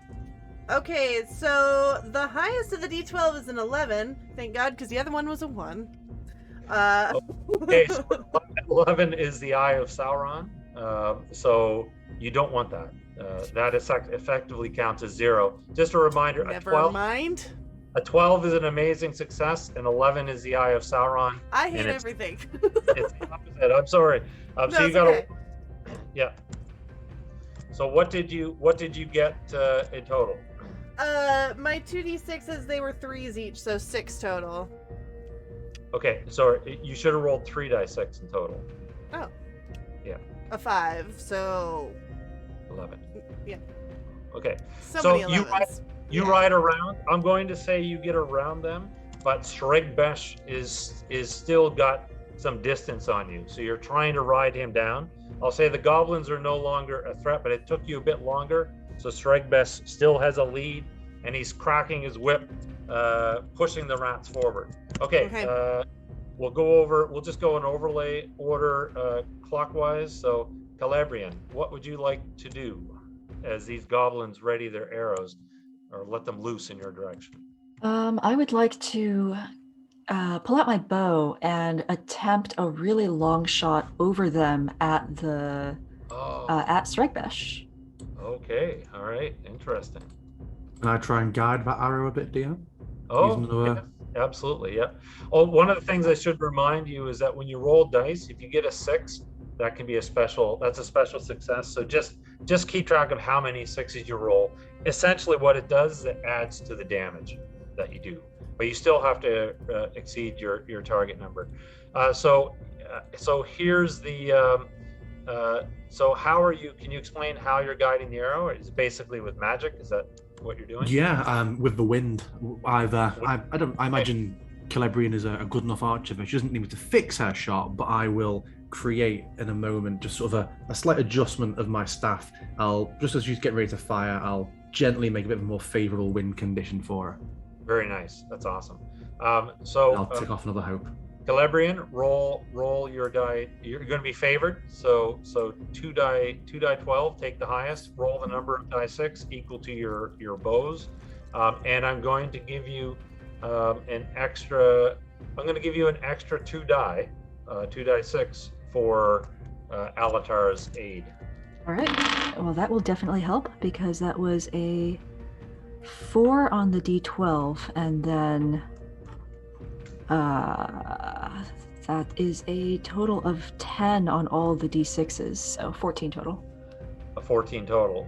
And did you get a favored? When you rolled, did you roll 2 die 12 and take the highest? Yes, it was 4 on both dice. Okay, that happened. That seems to be happening a lot. Doesn't Tonight. sound very favorable. And any 6s? No. Okay, so your arrow. We'll say your arrow flies true, and it strikes Sregbesh. But it doesn't slow him down much. Sorry, can you remind me what the damage of I don't have it in front of me very quickly, but what's the damage on the bow? I think it's 4 or 5, but you have that on your sheet? Yes, it looks like it's 3 damage. Oh, 3, okay. So you hit Sregbesh kind of in the back of the. You think it's a perfect shot. It's like it hits him in the back of the of kind of the head. He definitely yells out, but he just keeps running. But one of the things that I will say is that he has to. The arrow's kind of stuck in his rat head, so he's forced to cast it off, and now you can see him for who he is. He kind of screams out, throws it aside. He's wounded, but it wasn't enough to slow him down. Fenja. Me. I am going to, because I am not a ranged fighter by any means, I am going to push my horse on and try to get it to like as close as I can to the goblins. This little horde of them. Yep. So you can come riding forward to them. So we'll say I don't know the rules off the top of my head if there's charge rules, but we'll say that you can basically kind of get an extra burst of speed, and you can charge towards them, and we'll give you a little bit of a bonus when it's your attack, thanks to due to a charge. So I believe so. Now it's the goblins. So the goblins will actually take up their bows, and they will basically fire en masse. So 6 black arrows come sailing through the air towards you, so on your character sheets there is something called a parry skill. So when I call that out, or when I ask each of your names, you can just tell me what your parry is. So Dania, one of them will fire at you even though you're trying to ride around. So Dania, what is your parry skill? It is underneath. My parry. Wait, I know this. It's under wit. 18. Oh, 18. Nice roll. I got a 17. Wait, I need to roll because I just have it there. No, you don't need to roll. That's just okay, what okay. All parry is what I need to hit you. Oh, Yeah, okay. so your very good. value is what I need to roll. These are kind of, they're goblins, so they're not overly tough, but they might get lucky. I might get an Eye of Sauron. So dark arrows fly in your direction, but I'm just gonna pull out my nice little blade that dude gave me. Oh, okay, nice. Celebrian, what's your parry? My parry is 19. Oh, 19. Nope. Their shots are quite impressive for goblins, just not impressive enough. Fenja, since you're charging directly at them, 2 of them are firing at you. What's your parry?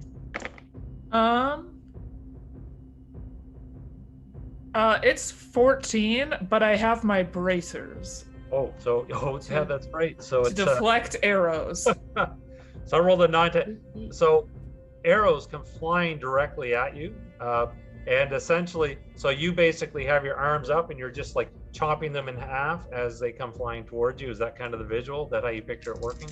Yep. As I start to like pull out my axes and stuff, it just shields up, essentially using the bracers. So just for narratively speaking, the goblins that you are kind of riding down on, they kind of fire the arrows, and as soon as you kind of crack the first 2 with your bracers, it's kind of like in the Return of the King, where the orc commander at the end goes fire at will. Like they were disciplined at first, now they're just trying to get as many arrows at you as possible, but none of them are a hit. Alatar, my only chance at a potential hit here. What's your parry? 17. All right, come on, Eye of Sauron. Oh my God. You know, I rolled a 1 on every dice. I should take a picture and said that. It's that Maya magic. What can I say?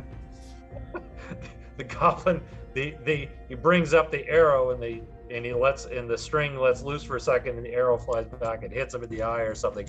He squeals out. So they fire these arrows at your group, but you took them by surprise. They will recover in a round, hope maybe, but essentially the arrows just fly and have very little effect.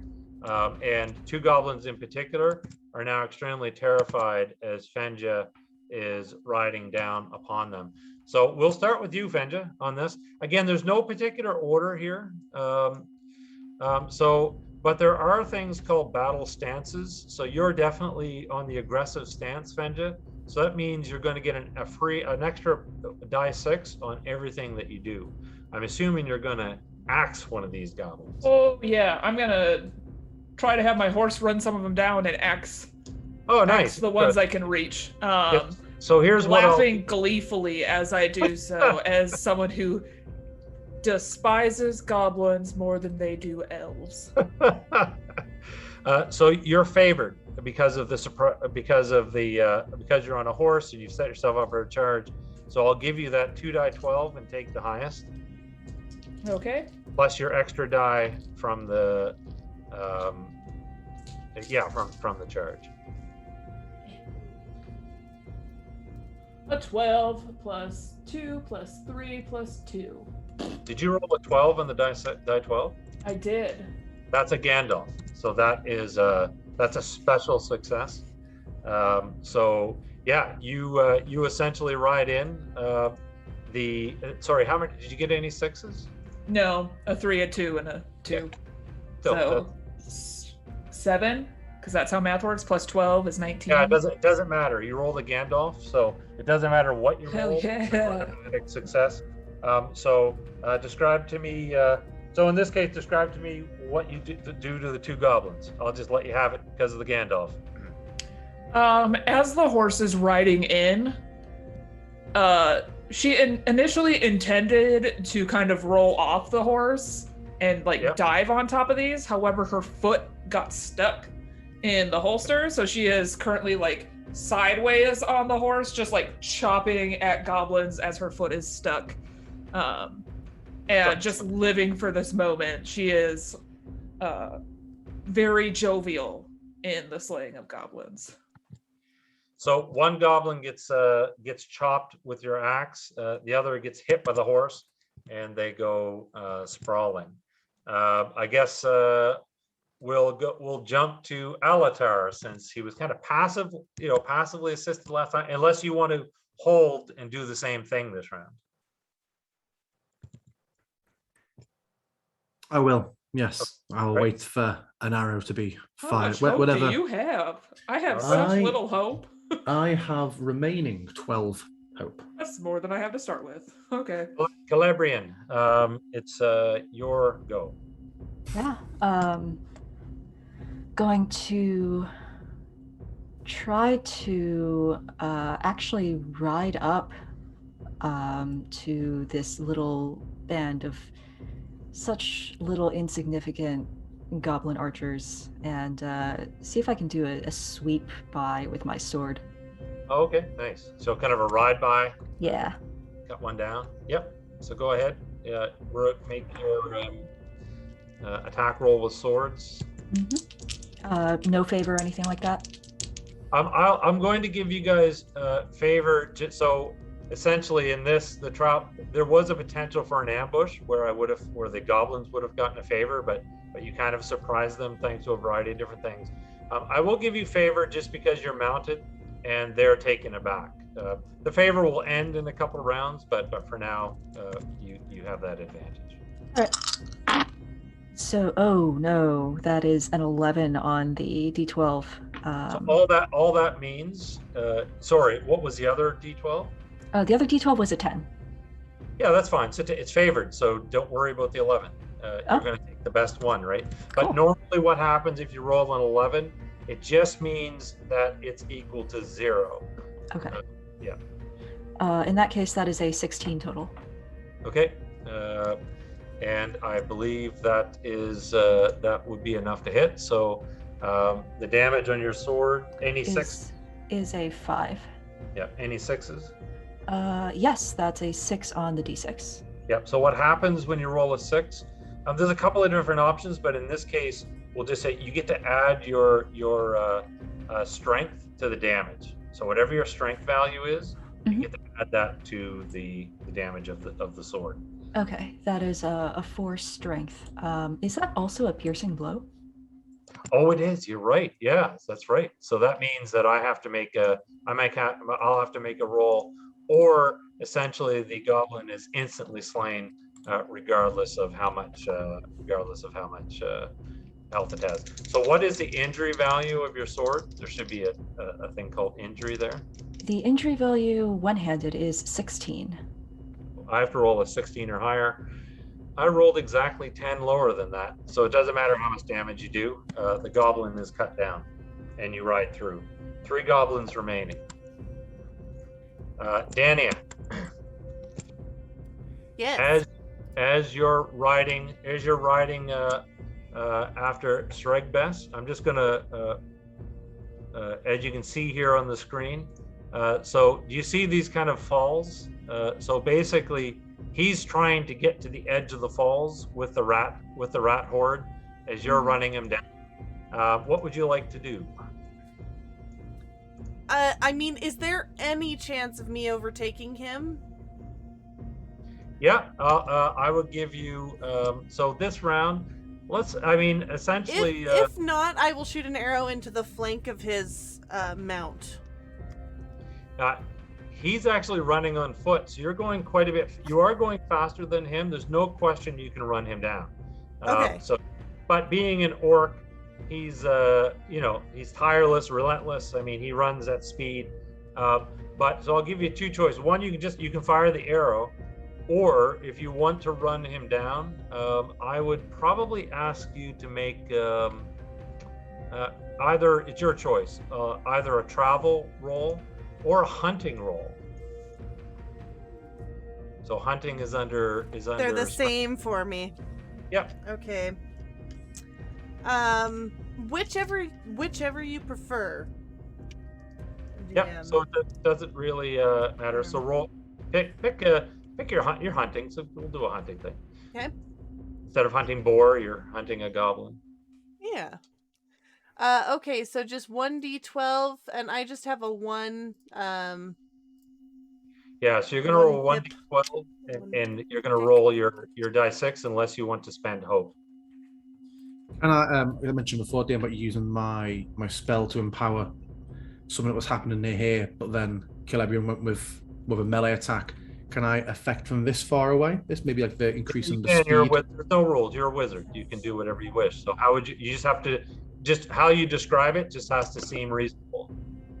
Yeah, I will grant a bit of a favorable gust of wind behind to carry a horse a bit quicker, letting a blow have more effect. So okay. 2d6? Yep. Add an extra 2d6. Well, that one's gone forever. Never to be seen again. Okay, so a 9 on the total of d6, but my d12 was only a 2. 9, so you got an 11? Just gonna put this dice away. Okay. So, Second time Sregbesh, you have failed me. this orc is determined.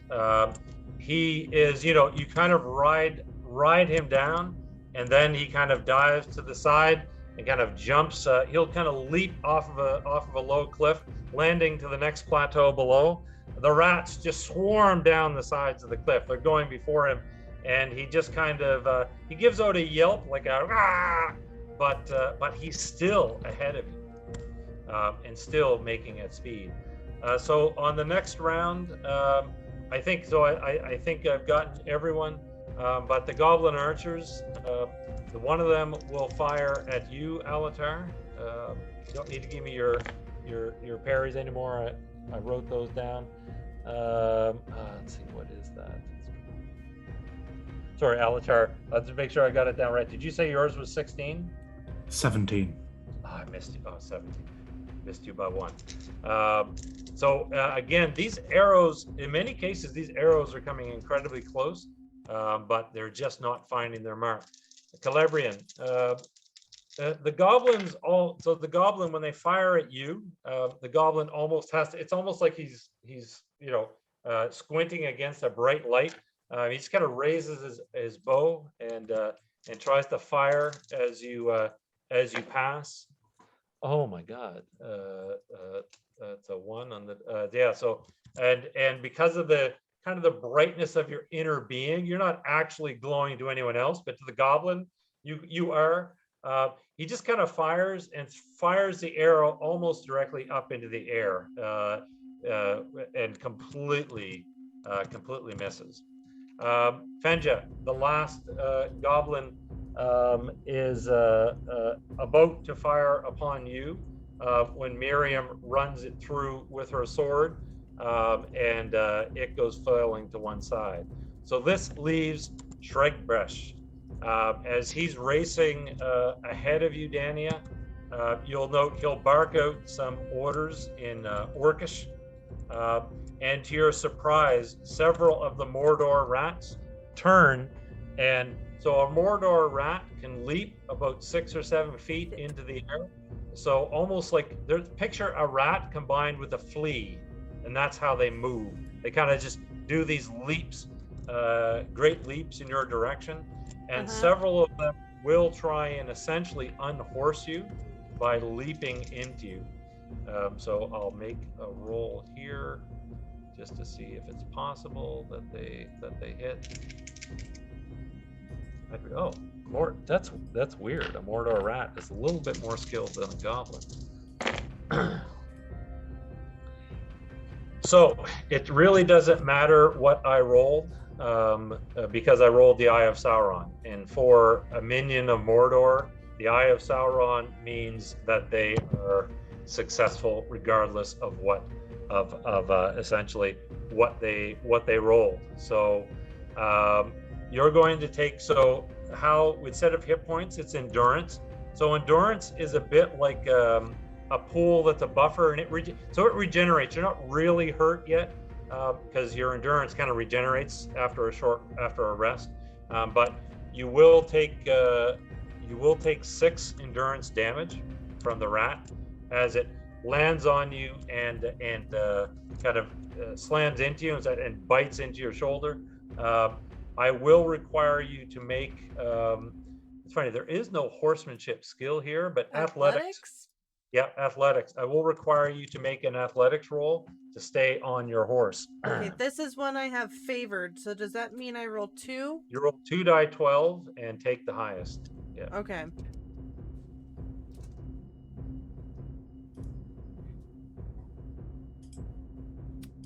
Four was the highest. The dice are against me tonight. The dice are working against you. And what did you get? In total? From both, I got a 4 and a 3. Okay, you're unhorsed. So you get knocked off your horse. You get knocked to the ground, and your horse, without the rider, your horse just kind of, careens off to one side, and these rats that are ordered by Sregbesh, because it's an Eye of Mordor, I'm going to give him a little bit of an extra. I'm really sorry to you horse fans, but your horse goes down under several of these rats as they just keep on biting into its neck. It cries out, and it gets brought down, and before you know it, there's like 10 rats swarming over it as you crash and roll. Miriam, who is too far away, she suddenly spurs her horse, and she's riding recklessly towards you. Sregbesh lets out a cry of victory, and he'll actually cry out, "The shadow calls, my pets. Cast your plague-ridden flesh into the river. Let it carry you to the great bridge, where it will bring ruin and death to all." And you can see that the first of the rats are starting to throw themselves over the falls. Back to you guys. Dania, since you just kind of took a negative effect, you can go first. So you land to the ground, and Sregbesh is laughing, and this rat is still on you. But you're up. This rat is still on me. I'm just gonna try and thrust up with my sword and try and get this thing off of me. Okay. Go ahead, make an attack. Okay. I am doing with my sword. I have 2, so I do 1d12 and my 2d6, correct? That is correct. Yeah. Okay, so I've got 10 total from the d6 and my... Oh, it was a 9. I thought it was a 6 at first. 9. A 9 on my d12. Nice. That's a great hit. Any 6s on the d6? Yes, 1. Yep. So you're going to take your sword damage. You're going to add your strength damage to it. So what? So hold on. I gotta do math. 13. 13. Okay. And you run the rat through, and it's dead. It's just, you kind of run it through, and it crumples to the ground. You hear there's a horse. You feel the horse kind of riding behind you as Celebrian. I'm assuming, Celebrian, you were just continuing to charge forth? Yeah. Yep. As all of a sudden, whoosh, whipping. Well, I don't know, whatever she does, but bearing down on you is Celebrian. So what would you like to do? Does Dania look like she wants to get back up on a horse? Yeah. All right. Going to switch my sword to my other hand, and then sort of ride by, reaching down with a hand to grab you. Yeah, no roll, absolutely. No roll required. And all of a sudden, you're pulled up onto the horse as you ride past. And Sregbesh, now that he's kind of given his final instructions to the rats, he's no longer running. He turns, his wicked blades drawn, and he's standing on the edge of the falls, and it looks like he's ready to fight.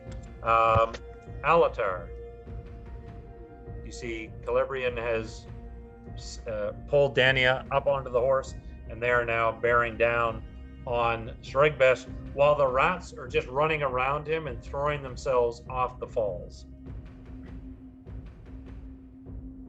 Oh, you're on mute, I think. Yeah, sorry. I will urge my horse on towards them to try and catch up. If I get close enough to, I will jut the staff in the direction of Sregbesh and just try to do a bit of a concussive. How you described Saruman's blows earlier. Yeah, I'll try and do one of them. Hit. Okay. It's a magic spell. You're gonna have to expend another hope. Yeah. And again, just a reminder: every time you're casting a spell, oh, I know. Eye of Angmar is increasing. So no, but I will get you. So no roll necessary. It's going to be a success. However, for your staff, I was thinking that we would use the. I forget what I had picked on the sheet, but we're going to use spear, I believe. Is that correct? Yeah. So spear down as spear, and the information you put into the chat, I've put onto the sheet. Yeah. So if you want to roll those die 6, just to see if you get any 6s. Okay, so you don't need to roll the d12. So I have 3 in spears. Yep. So just roll it. First one is a 6. Yeah. Second one's a 5. Last one's a 2. So 6, 5, 2. Yeah. So in this case, you're going to do your base damage for the. You're going to do the base damage for your staff, but.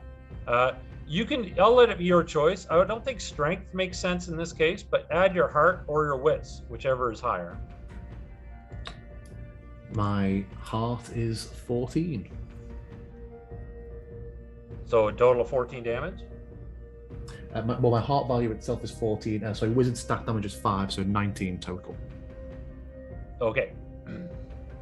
And Sregbesh, so the effect is he literally gets hit with this concussive blast. He has a knockback as he falls backwards, but he manages to, he doesn't get blown over the cliff. He manages to scramble up, and he's a he's a kind of a greater goblin. So he's a bit tougher than the normal than the normal goblins that you face, and he's driven by. So one of the things in this game is that villains have a hate score. He's driven by hate, so he will actually scramble back to his feet. Although that did a fair bit of damage. All right, Fenja. How far away am I? Because I was dealing with all those goblins before. Well, when you rode, you're probably a bit too far away from Sregbesh to do a melee attack. However, there are 3 goblins still left with their arrows that you could attack some of those, or you could close the distance. I'm gonna keep dealing with these goblins because I don't want them shooting at us from behind. Okay. So you circle around. The goblins are trying to bring their bows to bear. However, now that you're you're really at point blank range, or they're going to switch to long knives. And goblins being fairly agile, they're going to try and leap onto your pony if they can. But as one of them moves towards you, you can swing your axe. Heck yeah. 9 on the D12 and 11 points of damage plus whatever strength is, right? Or no? Strength. So how this works is every time you roll a 6, you get you get to add that. Okay. You roll multiple 6s. Dope. I'm really strong. I need to roll more 6s. How much damage is that total? Sorry. 11. 3, 3, 5. Yep, that's more than enough. So you basically swing with your axe, and another one of the goblins goes down. So it leaps to the air, and you kind of hit with the axe and send it flying, leaving 2. On their actions, 2 of the goblins will try and leap at you with long knives, and let's see. That actually, you know what? That is going to be a hit. A 19. On you. You will take for the damage from the goblins. You're going to take 2 damage. 2 endurance. Nothing too serious. Okay, my armor doesn't do anything to block it. It doesn't. So how this works? But I did roll it. Now that you reminded me, I did roll a 10 on the die 12. So we'll get to see how this mechanic works. So essentially, what happens is, your armor only comes into play when you get hit with a piercing blow, and that happens when someone rolls a 10 on the die 12. So you take 2 damage, but I am going to get you to roll 1d. So you're going to have to roll your armor. So that's your armor value. But remember, I told you before that you were favored on it because of one of your virtues. So you're going to roll 2 die 12, take the highest, then roll the die 6 equal to your armor value. Woohoo. 9 again, and then we've got 6, 2. Don't worry about it. No effect. Essentially, the goblin leaps to the air, and his knife strikes true. It would, if you realize, if it wasn't for your armor, you may have been slain. So it hits, but it stops. The knife stops dead on the armor that you crafted with your own hands. Excellent. Right. I guess back to we'll go with Celebrian and Dania as Sregbesh scrambles to his feet, and he's prepared to strike. But again, you get to act. What would you like to do? Kaiya, you go first. I feel like I'm over the table. I feel like I'm very worried about these rats going over the falls. Me but too, I realize yeah. this is a bad guy, and he's a big bad guy, so we should take care of him. But, like, Dania wants to, like, shoot these rats before they make it over the falls. Yeah. Okay. Celebrian's gonna sort of glance over her shoulder at her, and then, it'd be cool if we did this at the same time. Just, pull out the bow and try to shoot one of the rats that hasn't jumped yet. Okay. Okay. Yep. I'm not going to make you roll for rats. There's so many of them. Oh. So you can Oh, no. fire you can fire your arrows. Well, there's a lot of them, right? So you can definitely fire your arrows and stop them. Stop them dead in their tracks. But you realize that there's no way that you're going to be able to stop them all. Is there maybe like looking down the falls? Is there maybe like an overhanging tree branch or something that we can bring down? Oh, I see what you mean. So to bring down a tree that would kind of cause a temporary barrier for them. Yeah. There probably would be some branch. Let me just look at the picture here. There probably would be some branches and stuff hanging around. Would it be enough? I don't know. Probably not. You have to think of maybe something a little bit different. I just remind you, Celebrian, anything that you do when you spend hope can be a magical effect. You just need to describe to me. So even your bow. So all of a sudden you bring your bow out and you start firing. Can you think of it from a magical perspective? Can you think of anything that you might do with the bow that might assist in this case? Yeah, if I can spend a hope to, for example, shoot down like a little sapling that maybe had been holding back a large boulder. Oh, okay. Yep. Okay, that's fair in my mind. So you spend the hope. Mm-hmm. Again, it's magic, which means it does add to your Eye of Angmar rating. So can you just do just a brief description? So the rules say that it has to be obviously magical. Like essentially anybody watching it is awed by what happens. Okay. So do you want to explain how this comes about? Yeah. I will shoot an arrow that, shears through a little sapling later, further down at the base of the falls. And as it, goes through, the sapling falls at like the perfect angle for the boulder to come rolling down and like for several others to come rolling down, just like way too perfectly for it to be happenstance. Okay. And we'll say the boulder will crash into the water. So not only will it cause a barrier, but it causes kind of a surge of water to go back up the river, which kind of swamps the rats and halts them in their track. They kind of have to recover. All right, Alatar.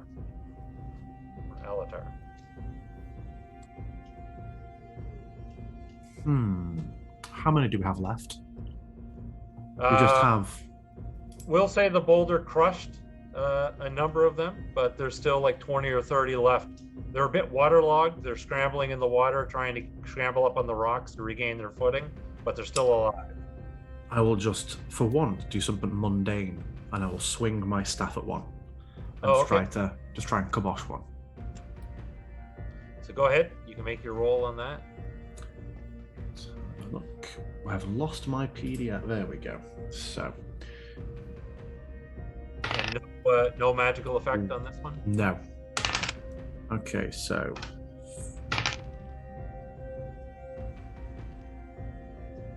I've got a 6 at the end for a total of 15. Okay, that's good. And if you have a total of 15 with 1 6. So here's the deal. You're doing a lot more damage than these rats can sustain. So you can swing your staff. I'll say you can like kind of knock, hit several of them and knock them back. So Fenja, there are 2 goblins left.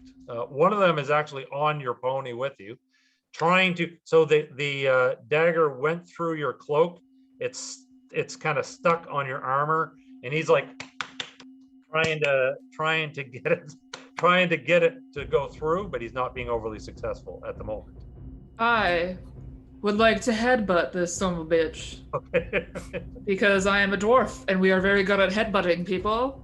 So I'm just going to wallop it with my helmed head. Just use your normal combat proficiencies for that. Excellent. Do I still have the additional D6 or is that gone now? From the what is it called? It It was at the start of combat. I don't know if I have no, it. in this case, I would say it's gone simply because he's on. You don't have an advantage. He's on the horse with you. Now you can spend a hope if you want to get an extra d6.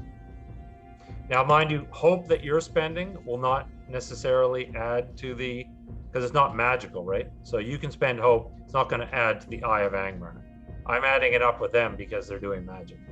I am not going to make this a dwarven magical headbutt. Okay. A 12. Oh, that's automatic. Plus a 3 and a 4.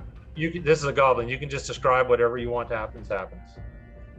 As it's like digging in, I'm gonna lean back for a second, and then it'll like kind of like touch the shoulder again, only for them to be concussed by my great helmed skull smashing into their face. In fact, what I'll do with this case is, as you kind of headbutt one orc, its head crashes in, or one goblin, its head then in turn crashes into the other goblin, and both of them go sprawling to the ground, dead. Most excellent. And then I would like to ride over their bodies to try to like meet up with the group, but I know that that's probably going to take a little bit. And as you're closing down, so Sregbesh, he's dead. He's injured pretty severely. Did I miss anyone? I don't think I did. No, you guys are firing. You guys are firing at the rats. You've managed to stall them. Sregbesh takes his blade, and unfortunately, he has his eyes firmly set on Celebrian. This would be a great victory for him if he could bring down the Lady of Rivendell. So he cries out and leaps through the air in an attempt to attack. Let's give him his roll there. What's his skill? Oh, he's actually not too. He's fairly skilled. It's not a super good roll. So here's the deal. He got a not a bad roll on the d6, but I rolled the 12s. So whereas the Eye of Mordor helps him, the Gandalf, which is the 12, hurts him. So that basically means it's 0. So he gives it his best shot. He throws all of his hate into it. Let's see, you hate to attack it. Yeah. He's going to come up short. He throws himself through the air, but your horse is too fast. You just kind of ride past and he misses. Would you like to return the favor, Celebrian? Oh, I would love to. Okay. Let's do a. So he had a great leap ability. He used that, but didn't really help. Yeah. Let's just swing around and level an arrow at him. Okay. While he is in the air. Yes. Before he gets I assume that we don't have favor at this point. No. You can spend hope, though, if you wish. Yeah. All right. That is a total of 15. Okay, that's fine. Yep. So the arrow. Alatar had actually done quite a bit of damage to Sregbesh. Even if you don't have any 6s, that's going to be enough. So you pierce him with the arrow, and he lets out a squeal and crumples into the water. Immediately upon his death, his hold over the rats is dispelled. So suddenly the rats are panicked. They don't like water. They're in the water. They're scrambling up on the sides, and they're no longer throwing themselves off the falls. But they're kind of like just panicked, trying to get up onto the land. They're still disease-ridden. This whole time, Dania has just been picking them off. But now, as opposed to being driven by the shadow, they're kind of just mindless. They're kind of just like mindless animals. And you can let your arrows loose. Alatar, I'm assuming you're just going to wade through them, swinging your staff. Absolutely. Fenja, so no rolls necessary in the rats. Fenja, I'm assuming you join in.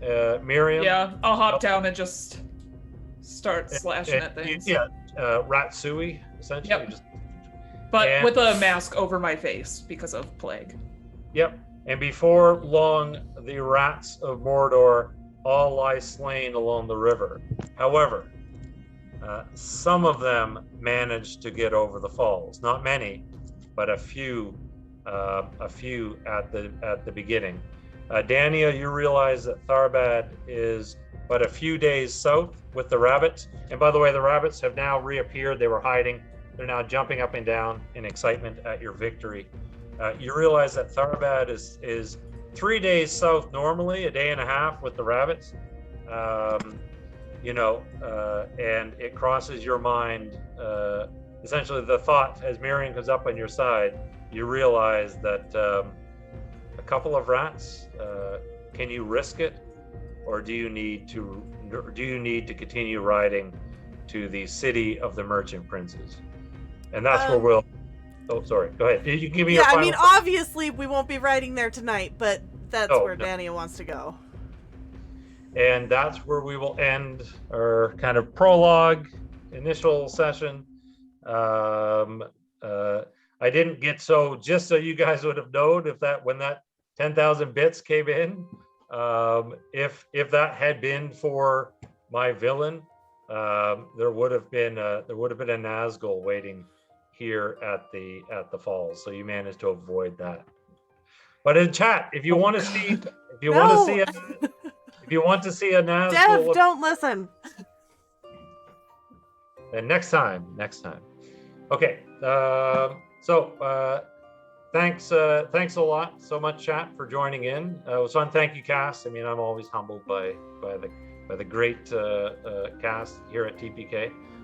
So I guess we'll go around and say our goodbyes, and then come back to me.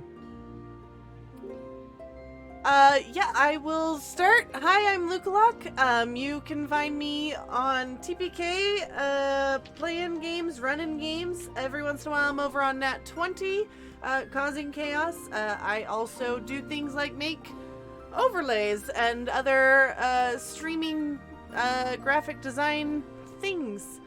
But I am off for the next week. And I will return the 29th for a very special episode of Sherlock Investigations that comes back, and then it is on to December with more Dark Echoes, my Curse of Strahd campaign, Shadow over Arnor, Stargate, Basilisk, Harper Investigations, and just much more. So throw a dart at the schedule and after this week, and you will find me down Corndog. It's me, CorndoggMcGraw. You will also not see me for 7 whole days, but I do return for Sherlock Investigations. Words are hard to remember. And then I'll be in Queen's Gambit later in the week. But you can also find me on the internet at CorndoggMcGraw or Coach Corndog, depending on what you need to find out there. If it's fitness, Coach Corndog. If it's literally everything else, it's CorndoggMcGraw. This was super dope. I am very excited and fangirling real hard. Amazing job on the overlay, Luca. Wait till you'll see what's in store. I mean, this is just kind of an intro just to kind of get things going, but I'm so excited. I want to play more. Some very difficult moments are coming.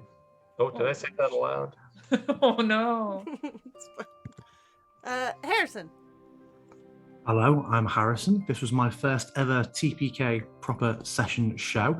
I'm also not here the next 7 days. I promise the 3 of us are not going away together. But you can find me on Twitter, Twitch, and YouTube at Harrison_stream. And then Kaiya is up there. Hello, I am Kaiya. I am, in fact, going to be here tomorrow with TPK Roleplay for a session of Stargate Phoenix. Very excited. Today was also my first time streaming with TPK Roleplay. Had a lot of fun. Thank you so much. You can find me on Twitter at Rahab_Akatriel. Don't try to spell that. Just, find me through other links. And I also stream with Twice Bitten, a 100% rules as written Curse of Strahd playthrough. I believe we are on a little bit of a hiatus for Thanksgiving, but yeah, you can find me around. Thank you. So I'm Phzoul. I'll be back in 2 weeks with the next episode of Shadow over Arnor. I believe it will be a bit earlier in the day, so just watch for the schedule. Might be a couple hours earlier. Special thank you to the cast again. Amazing. Thank you to chat. Sato, Devs, thanks for the donations.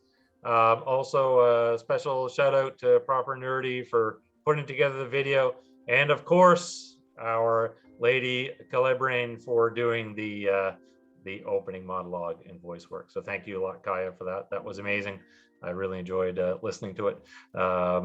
So that's it for tonight. Have a good week, everyone, and we will see you soon.